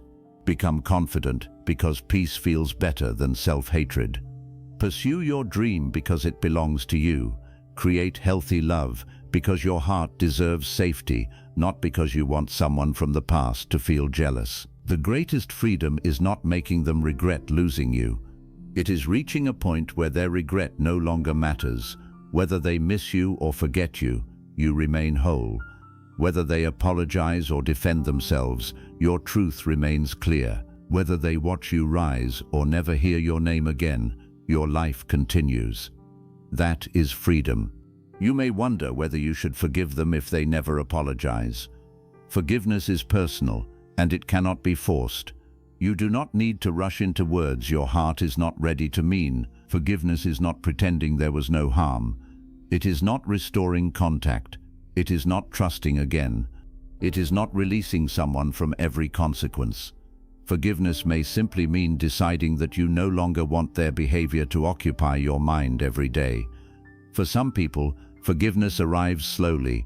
It begins as the desire to stop carrying hatred. It grows through distance, understanding, grief, and self-respect. For others, the word forgiveness may feel too heavy at first. Begin with release. Release the need for them to understand. Release the belief that their apology will restore your worth. Release the fantasy that the past can be rewritten. Release yourself from the responsibility of carrying their guilt. Their actions belong to them. Your future belongs to you. You do not need to decide today whether they deserve forgiveness. Decide only that you deserve peace. That decision is enough to begin. Peace does not mean you will never feel anger again. Anger may return when you remember what was taken from you. Let it give you information without giving it control. Use anger to strengthen your boundaries. Use it to recognize what you will never accept again. Use it to protect others when you see the same cruelty. But do not build a permanent home inside it. Anger is a guard at the door, not a place where your heart should live forever. Behind the anger, there may be grief. You are grieving the apology. You are grieving lost trust. You are grieving the person you were before you learned how cruel someone you loved could become. Allow this grief without treating it as weakness. You are not only letting go of a person, you are letting go of the belief that they will one day return and repair everything. That is a real loss. But beyond that loss is a different kind of hope. The hope that your life can become beautiful even without their return. The hope that you can rebuild what they damaged. The hope that your voice can become kinder than theirs. The hope that you can love without abandoning yourself. The hope that their cruelest moment will not become your permanent identity. This hope does not depend on them. That is why it is safe. As you move forward, practice giving yourself the things you wanted from their apology. If you wanted acknowledgement, acknowledge your pain. If you wanted protection, establish boundaries. If you wanted reassurance, speak to yourself with patience. If you wanted change, change the way you respond to disrespect. If you wanted proof that you mattered, build a life that reflects your value. Do not wait for words when your own actions can begin repairing you. Each time you leave a disrespectful conversation, you tell yourself, your peace matters. Each time you refuse to repeat their insult, you tell yourself, their opinion is not your identity. Each time you rest without proving your worth, you tell yourself, you do not have to earn the right to exist. Each time you choose a safe relationship over a familiar wound, you tell yourself, love no longer requires suffering. These actions become the apology your life needed. They cannot change what happened, but they prove that you will not continue what happened. You will not become another person who speaks cruelly to you. You will not punish yourself for someone else's failure to love responsibly. You will not keep handing your wounds to people who treat vulnerability as a weapon. You will become a safe place for yourself. This may be the most powerful healing of all. For years you waited for them to return and make you feel safe. Now you understand that safety begins when you trust yourself not to abandon your needs. You trust that if someone humiliates you, you will not call it love. You trust that if a boundary is repeatedly ignored, you will respond. You trust that if a relationship requires the destruction of your dignity, you will choose your dignity. Self-trust grows from these promises and from keeping them. Do not make promises only when you are strong. Prepare for the moments when loneliness, guilt, or nostalgia weakens you. Write down what happened. Record the patterns clearly. Remember why you needed distance. Return to these facts when your emotions begin rewriting the story. This is not holding on to bitterness. It is protecting yourself from selective memory. Your mind may forget pain when it misses connection. Facts help you remember the whole truth. Create support around you. Speak to trustworthy people who do not pressure you to return to what wounded you. If the pain has deeply affected your daily life, seek professional help where available. There is no shame in receiving guidance to untangle beliefs that were built over many years. Healing alone can feel noble, but you do not earn strength by refusing support. The original wound may have taught you that your feelings were a burden. Let safe people show you that they are not. You deserve relationships where you can speak without being punished, cry without being mocked, and express pain without becoming the enemy. You deserve to experience what respect feels like after years of explaining why you needed it. One day you may hear that the person who hurt you has changed. They may finally recognize what they did. Perhaps they will tell someone else that losing you became the lesson that transformed them. You may feel many emotions. You may feel relief, sadness, anger, or even resentment that they became better only after you paid the price. Let yourself feel whatever arrives. Their growth does not undo your suffering, but it does not need to reopen it either. You can be glad that they no longer hurt people in the same way, while still grieving that they did not change in time for you. You can accept their apology without returning. You can refuse contact without hatred. You can say, "I hope your change is real, but my life has already moved forward." This is not revenge, it is maturity. The version of you who begged for an apology may have accepted almost anything to receive it. The version of you who has healed understands that words must meet evidence. You are no longer hungry enough to call crumbs a meal. You no longer mistake temporary kindness for transformation. You no longer trade peace for possibility. You have learned that closure is not something they hand you. It is something you build from truth, grief, boundaries, and the decision to keep living. There may never be a final conversation. There may never be an explanation that satisfies every question. There may never be a moment when they fully understand how much you cried because of what they said, but there can still be a final decision inside you. You can decide that you believe yourself. You can decide that the pain was real. You can decide that their refusal to apologize does not make you wrong. You can decide that your worth existed before their words and survived them. You can decide that the door to your future will no longer remain closed while you wait for someone from the past to knock. This decision may not feel dramatic. There may be no music, no final message, and no perfect ending. You may simply wake up one day and notice that you are tired of carrying the conversation. You no longer want to argue with their memory. You no longer want to imagine what they should have said. You want your mind back, so you give it back to yourself. When their voice appears, you do not answer with another imaginary debate. You answer with one clear truth. They may never admit what they did, but I know what I experienced. Then you return to your life. This return is the healing. Every time you choose the present over the old conversation, the wound loses a little authority. Every time you do something their words once made you afraid to do, you recover a piece of yourself. Every time you accept kindness without questioning whether you deserve it, you prove that cruelty did not win. Healing is built through these quiet victories. Perhaps no one else will see them.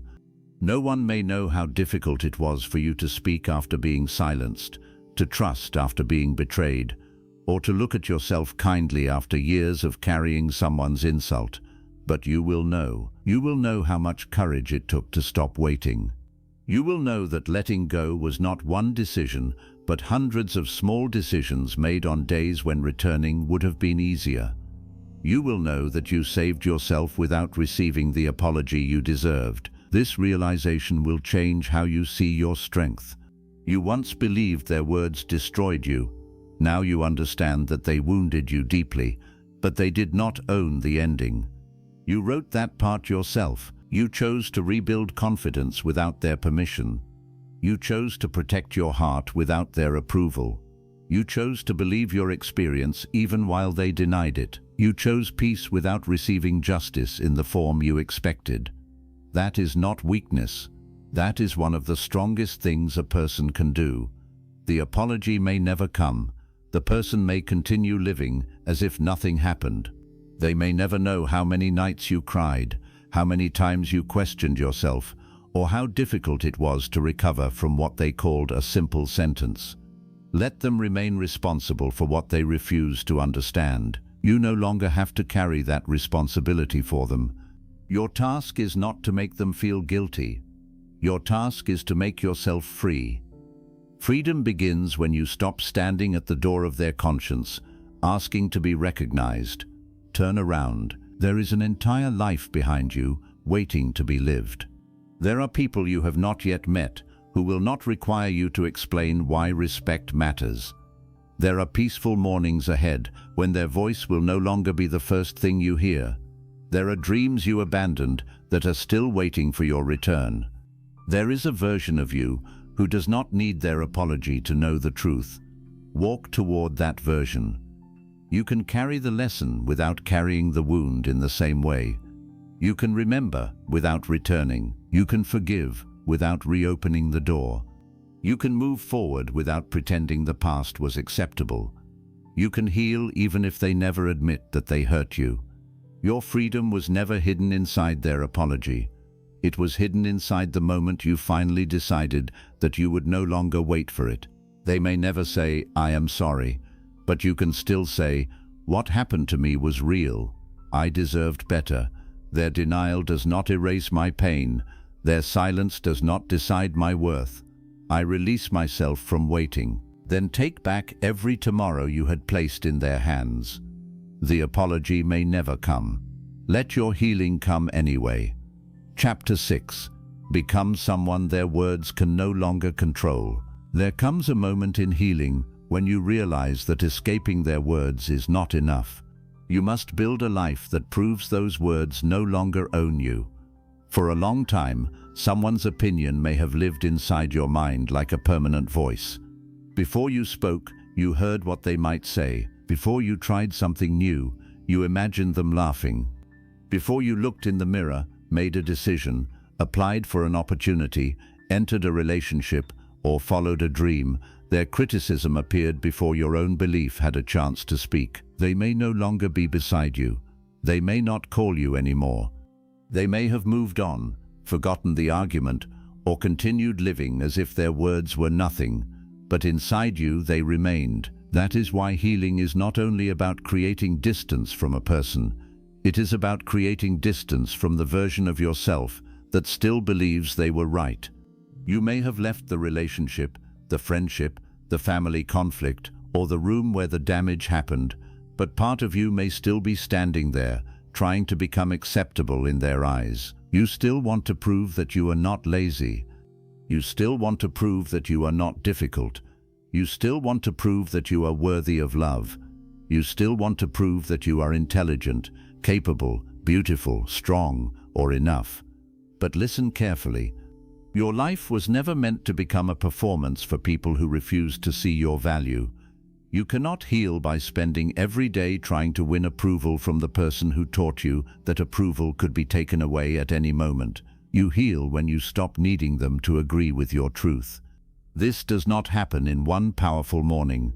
It happens through small decisions that slowly return you to yourself. It happens when you do the thing their words made you afraid to do. It happens when you speak even though your voice shakes. It happens when you wear what makes you feel like yourself, instead of dressing to avoid criticism. It happens when you start the project they called impossible. It happens when you apply for the opportunity you convinced yourself you did not deserve. It happens when you stop shrinking your personality so no one can accuse you of being too much. Every small act of self-respect becomes a message to the wounded part of you. It says, I am not living under that old judgment anymore.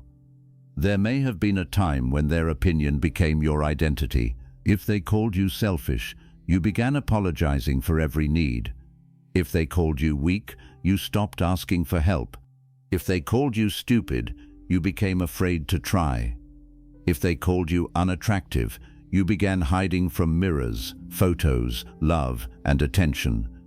If they called you ungrateful, you accepted mistreatment because you believed you were not allowed to complain. Their words did not only hurt your feelings, they changed your behavior. And this is why rebuilding yourself requires more than saying positive words in front of a mirror. You must notice where their voice still controls your choices. Ask yourself honestly, what have I stopped doing because of what they made me believe about myself? What dream did I abandon because someone laughed at it? What part of my personality did I hide because someone made me feel ashamed of it? What relationship do I remain in because I fear I cannot receive better? What boundary do I avoid because I still think having needs makes me difficult? What future am I refusing because an old insult made me feel incapable? These questions may bring painful answers. You may realize that their words reached farther into your life than you understood. Perhaps you stopped studying because someone once made you feel slow. Perhaps you stopped creating because someone mocked your talent. Perhaps you stopped trusting because someone convinced you that no one would ever love you correctly. Perhaps you became quiet because every time you expressed emotion, you were punished for it. Perhaps you became independent in a painful way because you learned that asking for care was dangerous. You may have built your entire personality around avoiding another wound. You became smaller, quieter, colder, more careful, more pleasing, more invisible. Not because this is who you are, but because somewhere along the way you believed being fully yourself was unsafe. The tragedy is that the people who hurt you may have moved on while you continued limiting your own life on their behalf. You may have become the guard of the prison they built in your mind. But you are not required to remain there. You are allowed to change the rules. You are allowed to stop asking whether they would approve. You are allowed to begin asking whether your choice brings you peace, dignity, growth, and truth. This is where your identity begins returning. Your identity is not what someone said during their anger. It is not the label they used when they wanted control. It is not the role you were forced to play in a painful relationship. You are not only the person who was ignored, rejected, betrayed, criticized, or left behind. You are also the person who survived it, the person who kept hoping, the person who kept trying, the person who felt deeply, the person who is now learning how to choose themselves. Do not reduce your entire life to the way someone treated you. They may have hurt you, but they did not create every beautiful quality inside you. Your kindness was yours. Your loyalty was yours. Your ability to love was yours. Your dreams were yours. Your sensitivity was yours. Your intelligence was yours. Your desire for a meaningful life was yours. They may have made you doubt these qualities, but they did not own them. Now it is time to reclaim them. Reclaim your voice. Perhaps your voice has been silent for so long that you do not know what you truly think anymore. You became used to agreeing, adjusting, and making yourself easy to tolerate. You learned to say, "It is okay," when it was not okay. You learned to laugh when something hurt you. You learned to say, "I do not mind," when you were disappearing inside. You learned to accept apologies that changed nothing because you feared conflict more than pain. But your voice is still there. It may sound weak at first. It may tremble. It may feel strange to say no. It may feel selfish to ask for what you need. But every voice becomes stronger when it is used. Start with small truths. I do not like being spoken to that way. I need time to think about this. That does not work for me. I cannot do that today. I deserve to be included in this decision. I need respect if we are going to continue this conversation. These sentences may seem simple, but for someone who spent years being silenced, they can feel like a revolution. You do not have to scream to reclaim your voice. You do not have to become cruel to prove that you are strong. You do not have to explain every boundary until everyone accepts it. A boundary is not a request for permission. It is a decision about what you will allow in your life. Some people will be uncomfortable when you begin speaking clearly. They benefited from the version of you who remained quiet. They may say you have changed. They may say you are becoming cold, rude, proud, selfish, or difficult. Do not be surprised. When people are used to receiving unlimited access to you, your boundaries can feel like rejection to them. But their discomfort is not proof that your boundary is wrong. Sometimes the first sign that you are healing is that people who used to control you no longer feel comfortable around you. Let them be uncomfortable. You were uncomfortable for years while trying to keep everyone else satisfied. You were anxious while they were careless. You were silent while they were loud. You were understanding while they were cruel. You were forgiving while they repeated the same behavior. You do not need to keep sacrificing your peace to protect their comfort. Reclaim your time. Time is one of the first things painful relationships steal. You spend hours replaying conversations. You spend days waiting for messages. You spend weeks recovering from arguments they forgot in minutes. You cancel your plans, delay your dreams, and abandon your routines because your emotional energy is always being used to manage someone else's moods. Then one day you look around and realize you have been surviving, but you have not been living. Your own goals have been waiting for your return. The book you wanted to read, the skill you wanted to learn, the body you wanted to care for, the room you wanted to improve, the work you wanted to begin, the friendships you wanted to build, the peaceful mornings you wanted to experience. You do not need to rebuild everything in one day. Start with one promise to yourself. Wake up at a time that honors your future. Take a walk. Clean one corner of your space. Learn one new thing. Send one application. Save a small amount of money. Create something. Rest properly. Eat in a way that respects your body. Keep one promise you usually break. These actions may not seem connected to healing from cruel words, but they are deeply connected. When you care for your daily life, you send yourself evidence that you matter. When you complete a small goal, you challenge the belief that you are incapable. When you create structure, you become less vulnerable to chaos. When you improve your environment, you remind yourself that you deserve beauty and calm. When you protect your time, you stop allowing the past to steal your future. Your confidence will not return because you wait for a feeling. It returns because you collect evidence. Every day, give yourself one piece of evidence. Evidence that you can trust yourself. Evidence that you can survive disappointment. Evidence that you can say no and remain a good person. Evidence that you can begin again.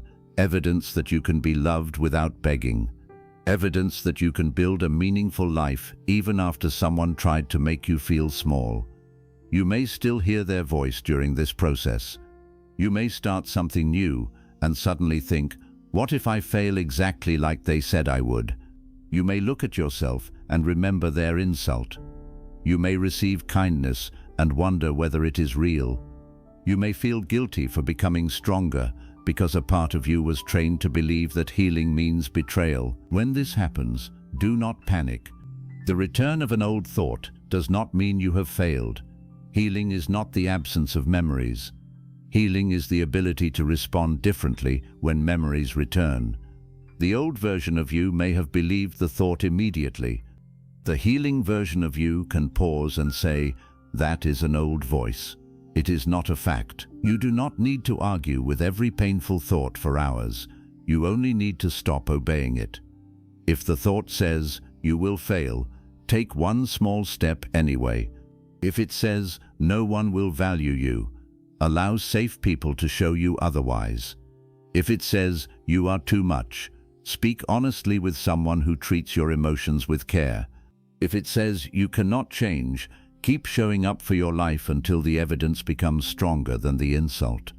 This is how you replace an old identity, not by pretending the wound never existed, but by living in a way that makes the wound less powerful. You may have to grieve the person you became just to survive. Perhaps you do not like how guarded you are. Perhaps you feel sad that you became quiet, suspicious, angry, distant, or afraid of love. Do not hate that version of yourself. That version did not appear because you were broken. That version appeared because you were protecting something tender inside you. The person who became quiet was trying not to be humiliated again. The person who became distant was trying not to be abandoned again. The person who became angry was trying not to feel powerless again. The person who became overly independent was trying not to need someone who could hurt them. Thank that version of you for surviving. Then gently tell them that you do not have to live in emergency mode forever. You are allowed to become soft again without becoming easy to harm. You are allowed to trust again without trusting blindly. You are allowed to love again without losing yourself. You are allowed to be kind without accepting cruelty. You are allowed to be open without giving everyone access to your heart. Strength is not becoming emotionless. Strength is becoming wise about where your emotions belong. You can have a soft heart and strong boundaries. You can forgive and still remember. You can care and still walk away. You can be loving and still say, "This is no longer healthy for me." The people who hurt you may have taught you that kindness makes you weak, but kindness was never the problem. The problem was giving kindness to people who treated it as permission to keep hurting you. Your kindness deserves people who recognize it. Your loyalty deserves people who protect it. Your love deserves people who handle it carefully. And before anyone else receives these parts of you, you must learn to give them to yourself. Give yourself patience. Give yourself rest. Give yourself honest words. Give yourself second chances. Give yourself permission to make mistakes without turning them into proof that you are worthless. Perhaps someone in your past made every mistake feel enormous. They made you feel like one wrong decision meant you were impossible to love. So now, when you fail, you may become cruel to yourself before anyone else gets the chance. You may repeat their tone inside your own mind. You may say, "You always ruin everything. You are not good enough. You should have known better. You will never change." Stop. That is not discipline. That is the wound continuing through your own voice. You do not become better by speaking to yourself like the person who broke your confidence. You become better by being honest without being cruel. Instead of saying, "I am useless," say, "I made a mistake and I can learn from it." Instead of saying, "I always fail," say, "This was difficult, but it does not decide my future." Instead of saying, "No one will ever love me," say, "I am healing from love that was not safe." Instead of saying, "I am too much," say, "I need people who can meet me with maturity." This is not false positivity, it is truth without self-destruction. You cannot rebuild a life while attacking the person who must live it. You are that person. You deserve your own compassion. Reclaim your dreams. Some dreams were abandoned because you were exhausted from surviving someone else's behavior. Others were abandoned because you heard one cruel sentence at the wrong time. Maybe they said you were unrealistic. Maybe they laughed at your ambition. Maybe they told you that you would never succeed without them. Maybe they made you believe your future was too small for your dreams, but they were speaking from their own limits, not yours. People often criticize what they are too afraid to attempt themselves. They may call your dream foolish because they cannot imagine having the courage to begin. They may discourage you because your growth threatens the version of you they could control. They may want you to remain dependent because your independence would reveal how little power they truly have over you. Do not let another person's fear become the ceiling of your life. You do not need to announce every dream. You do not need to explain your next chapter to people committed to misunderstanding it. Sometimes the best thing you can do is become quietly devoted to your future. Work in silence, learn in silence, heal in silence, build in silence. Let the results introduce the version of you that no longer needs permission. But do not build only to make them regret losing you. Build because your life deserves your effort. Build because you are tired of waking up under the shadow of an old insult. Build because you want to meet the person you could become when you stop believing you are limited. Build because there are dreams inside you that deserve a chance to exist. Your success does not need to be loud. It may be waking up peacefully. It may be paying your own bills. It may be finishing something you started. It may be having friends who make you feel safe. It may be saying no without guilt. It may be being alone without feeling abandoned. It may be looking in the mirror and not hearing their voice first. This is success too. A healed life is not always dramatic from the outside. Sometimes it looks like calm. Sometimes it looks like no longer responding to messages that once destroyed your whole day. Sometimes it looks like eating, sleeping, working, laughing, and returning to yourself. Sometimes it looks like choosing people who never make you question whether you deserve basic respect. Do not underestimate peaceful progress. Chaos can feel intense, but peace is what allows a person to grow. You may have become addicted to emotional intensity because chaos was familiar. When someone treats you calmly, honestly, and consistently, it may not feel exciting at first. You may wonder why you do not feel the same desperate pull, but desperation is not love. Anxiety is not chemistry. Waiting for someone to become kind is not romance. Being afraid to speak is not intimacy. Love should not require you to abandon yourself. Real connection should make you feel more like yourself, not less. The right people will not always agree with you. They will not be perfect. They may disappoint you at times, but they will not use your vulnerability against you. They will not make you beg for basic decency. They will not turn every disagreement into an attack on your worth. They will not demand that you become smaller so they can feel bigger. They will not call you difficult simply because you ask to be treated well. Pay attention to how you feel around people. Do you feel free to speak? Do you feel safe being imperfect? Do you feel nervous before every conversation? Do you feel like you must earn their kindness? Do you leave interactions feeling peaceful, or do you leave questioning your value? Your body often knows what your mind is still trying to excuse. You may have ignored that knowledge for a long time because you wanted the relationship to work. But now, begin trusting the signals. Not every discomfort means danger. Growth can feel uncomfortable too, but there is a difference between the discomfort of becoming better and the fear of being repeatedly hurt. One expands you, the other shrinks you. Choose the relationships, environments, and goals that expand you. You may have to become unfamiliar to people who only knew the wounded version of you. They knew the version who explained too much, the version who forgave too quickly, the version who answered every message, the version who accepted disrespect to avoid losing them, the version who made themselves available no matter how poorly they were treated.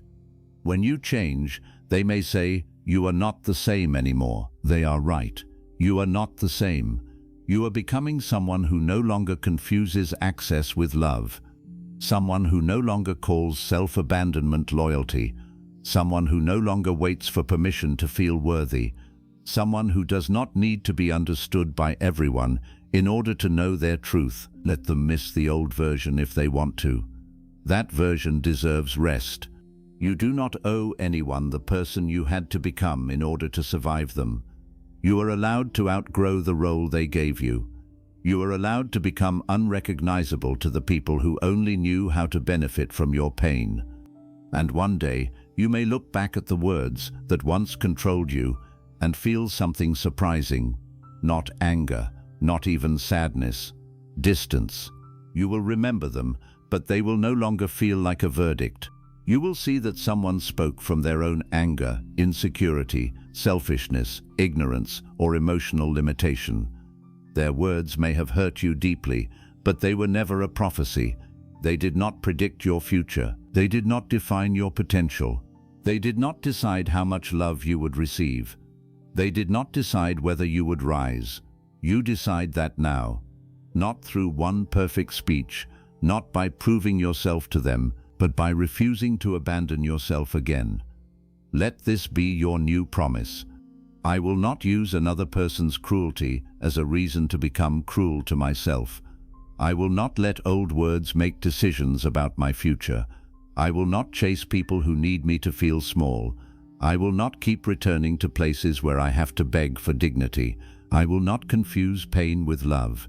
I will not wait for someone else to give me permission to believe in myself. I will build a life that feels peaceful to live inside. And when the old voice returns, I will remember this. Someone may have spoken against me. Someone may have doubted me. Someone may have tried to reduce me to my weakest moment. But they do not own the final word. The final word belongs to the person I choose to become, and I am still becoming. Chapter 7. Heal even if they never apologize. There may come a day when you finally understand a painful truth. They may never apologize. They may never admit what they said was cruel. They may never understand how deeply their words entered your mind. They may continue living as if nothing happened, while you remember every sentence that made you question your worth. For a long time, you may wait for the moment when they finally realize what they did. You imagine them calling you, speaking honestly, looking at you with regret, and saying the words your heart has waited to hear. I was wrong. I hurt you. You did not deserve that. I am sorry. And perhaps they should say it. Perhaps they owe you that truth. But your healing cannot remain trapped inside a moment they may never give you, because every day you wait for their apology, you place your peace in the hands of someone who already showed you they could not handle your heart with care. You deserve more than that. You deserve a life that can move forward, even without their understanding. The person who hurt you may deny everything, because accepting the truth would force them to face themselves. They may minimize what happened. They may say you are too sensitive. They may blame their anger, their stress, their past, or even blame you for the way they treated you. But their denial does not erase your experience. Their silence does not make your pain imaginary. Their refusal to take responsibility does not make you wrong. You know what happened. You know how their words made you feel. You know the nights you replayed the conversation. You know how you became quieter, more afraid, more doubtful, or more careful after they spoke to you that way. You do not need their agreement to believe yourself. This is where healing becomes deeply personal. You stop asking, will they ever understand me? And you begin asking, how can I understand myself with more compassion? You stop asking, will they ever regret it? And you begin asking, what do I need to rebuild my peace? You stop asking, why did they not value me? And you begin asking, why am I still giving their opinion more power than my own truth? This is not easy. There may still be moments when you want them to come back and apologize. You may hear a song, visit a place, see an old photo, or feel lonely at night. Suddenly, the old wound opens again. You may want to send a message. You may want to explain everything one more time. You may want them to finally see the pain they caused. But before you reach for them, pause. Ask yourself what you truly need. Do you need the person, or do you need the feeling of being acknowledged? Do you miss the relationship, or do you miss the future you hoped it would become? Do you want them back, or do you want proof that you mattered? Sometimes we do not miss the person who hurt us. We miss the version of them we kept hoping they would become. We miss the kindness they showed at the beginning. We miss the promises. We miss the moments when they made us feel chosen. But a few beautiful moments cannot erase a repeated pattern of pain. Love should not make you beg for respect. A relationship should not require you to become silent in order to keep peace. Someone's apology should not be the only thing standing between you and your future. You are allowed to heal without it. You are allowed to leave the door closed. You are allowed to stop explaining your pain to someone committed to misunderstanding it. You are allowed to forgive yourself for staying too long. Maybe you stayed because you loved them. Maybe you stayed because you saw good in them. Maybe you stayed because you were afraid of being alone. Maybe you stayed because you believed patience would change them. Do not hate yourself for that. The version of you who stayed was not weak. That version was hoping, trying, and doing the best they could with what they understood at the time. But now you know more. You know that apologies without changed behavior are only temporary comfort. You know that promises mean little when the same wound keeps returning. You know that someone can say they love you and still lack the emotional maturity to love you safely. And you know that forgiveness and access are not the same thing. You can forgive someone without allowing them back into your life. You can wish them well without reopening the door.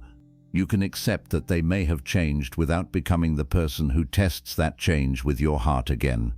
Their growth is their responsibility. Your peace is yours. Do not confuse their regret with true remorse. A person can regret losing you while still refusing to understand how they hurt you. They may miss your loyalty. They may miss your attention. They may miss the way you always forgave them. They may miss the comfort you gave them. But missing what you provided is not the same as valuing who you are.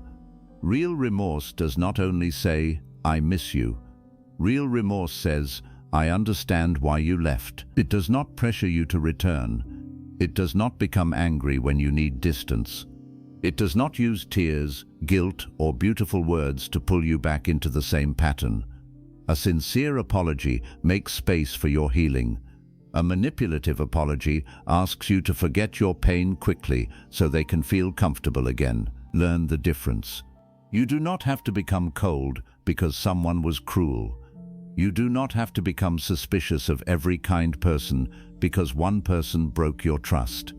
You do not have to carry their behavior into every future relationship. There are people who will listen when you speak. There are people who will apologize before they lose you. There are people who will respect a boundary even when they do not like it. There are people who will not make you feel guilty for having feelings. There are people who will not call you difficult simply because you ask for basic respect. At first, this kind of peace may feel unfamiliar. You may be so used to chaos that calm feels boring. You may be so used to chasing love that healthy love feels strange. You may be so used to defending yourself that kindness makes you suspicious. Give yourself time. Your heart is learning that love does not have to hurt in order to feel real. You are learning that peace is not emptiness. Peace is safety. Peace is being able to speak without fear. Peace is not waiting for someone's mood to decide whether you are allowed to have a good day. Peace is not carrying guilt for someone else's anger. Peace is knowing that even if another person misunderstands you, you will not abandon yourself to be accepted. That is the life you are building now. A life where you believe your own experience. A life where you do not repeat their insults inside your mind. A life where you protect your time, your energy, your dignity, and your future. A life where you no longer need revenge because you are too busy becoming free. Do not build your future only to make them regret losing you. Do not chase success just so they can see what they missed. That still gives them a place inside every achievement. Build because you deserve to see what your life can become. Heal because your heart deserves rest. Grow because there are dreams inside you that their words never had the power to destroy. Become stronger because you are tired of living under an old judgment. One day, you may look back and realize something beautiful. The apology you waited for no longer feels necessary, not because what happened did not matter, not because you suddenly approve of their behavior, but because you have become someone who no longer needs the person who hurt you to confirm the truth. You know what happened, you know what you deserved, you know what you will never accept again, and you know that their words were never the final chapter of your life. The final chapter belongs to you. So let this be your promise to yourself. I will not keep waiting for someone else to validate my pain. I will not let their denial become my confusion. I will not return to a place where I had to beg for dignity. I will not make myself smaller so someone else can feel bigger. I will not confuse loneliness with love. I will not abandon myself again. I will choose peace, even when it is difficult. I will choose my future, even when my past tries to pull me back. I will choose myself. They may never apologize, but your healing can still come. They may never understand what they did, but you can understand your worth more clearly than ever before. They may never give you closure, but you can close the door yourself. And then, slowly, quietly, powerfully, you can take back every tomorrow you placed in their hands. You may not be able to change the people who hurt you. You may never receive the apology your heart once waited for. But you can choose what happens next. You can stop carrying words that were never meant to define you. You can stop returning to people who only recognize your value after they lose access to you. You can stop making your future wait for someone from your past to become better. The old version of you may have tolerated too much, explained too much, forgiven too quickly, and abandoned their own needs to keep others close. But that version has done enough. Now it is your turn to become your own safe place. Choose people who bring peace, not confusion. Choose love that does not require you to lose your dignity. Choose a life that feels calm when you wake up and honest when you look in the mirror. And whenever the past tries to pull you back, remember this: you did not survive all that pain just to return to the place where you forgot your worth. You survived so you could become stronger, wiser, freer, and impossible to control with old words. The people who hurt you do not get to write the ending. You do, so walk forward, protect your heart, keep your standards, trust your healing, and never forget, the best version of you is not waiting in the past for someone to finally understand. The best version of you is ahead, waiting for you to choose yourself. If this message touched your heart, subscribe to the Book Frog and let this be the beginning of the life you no longer have to beg for.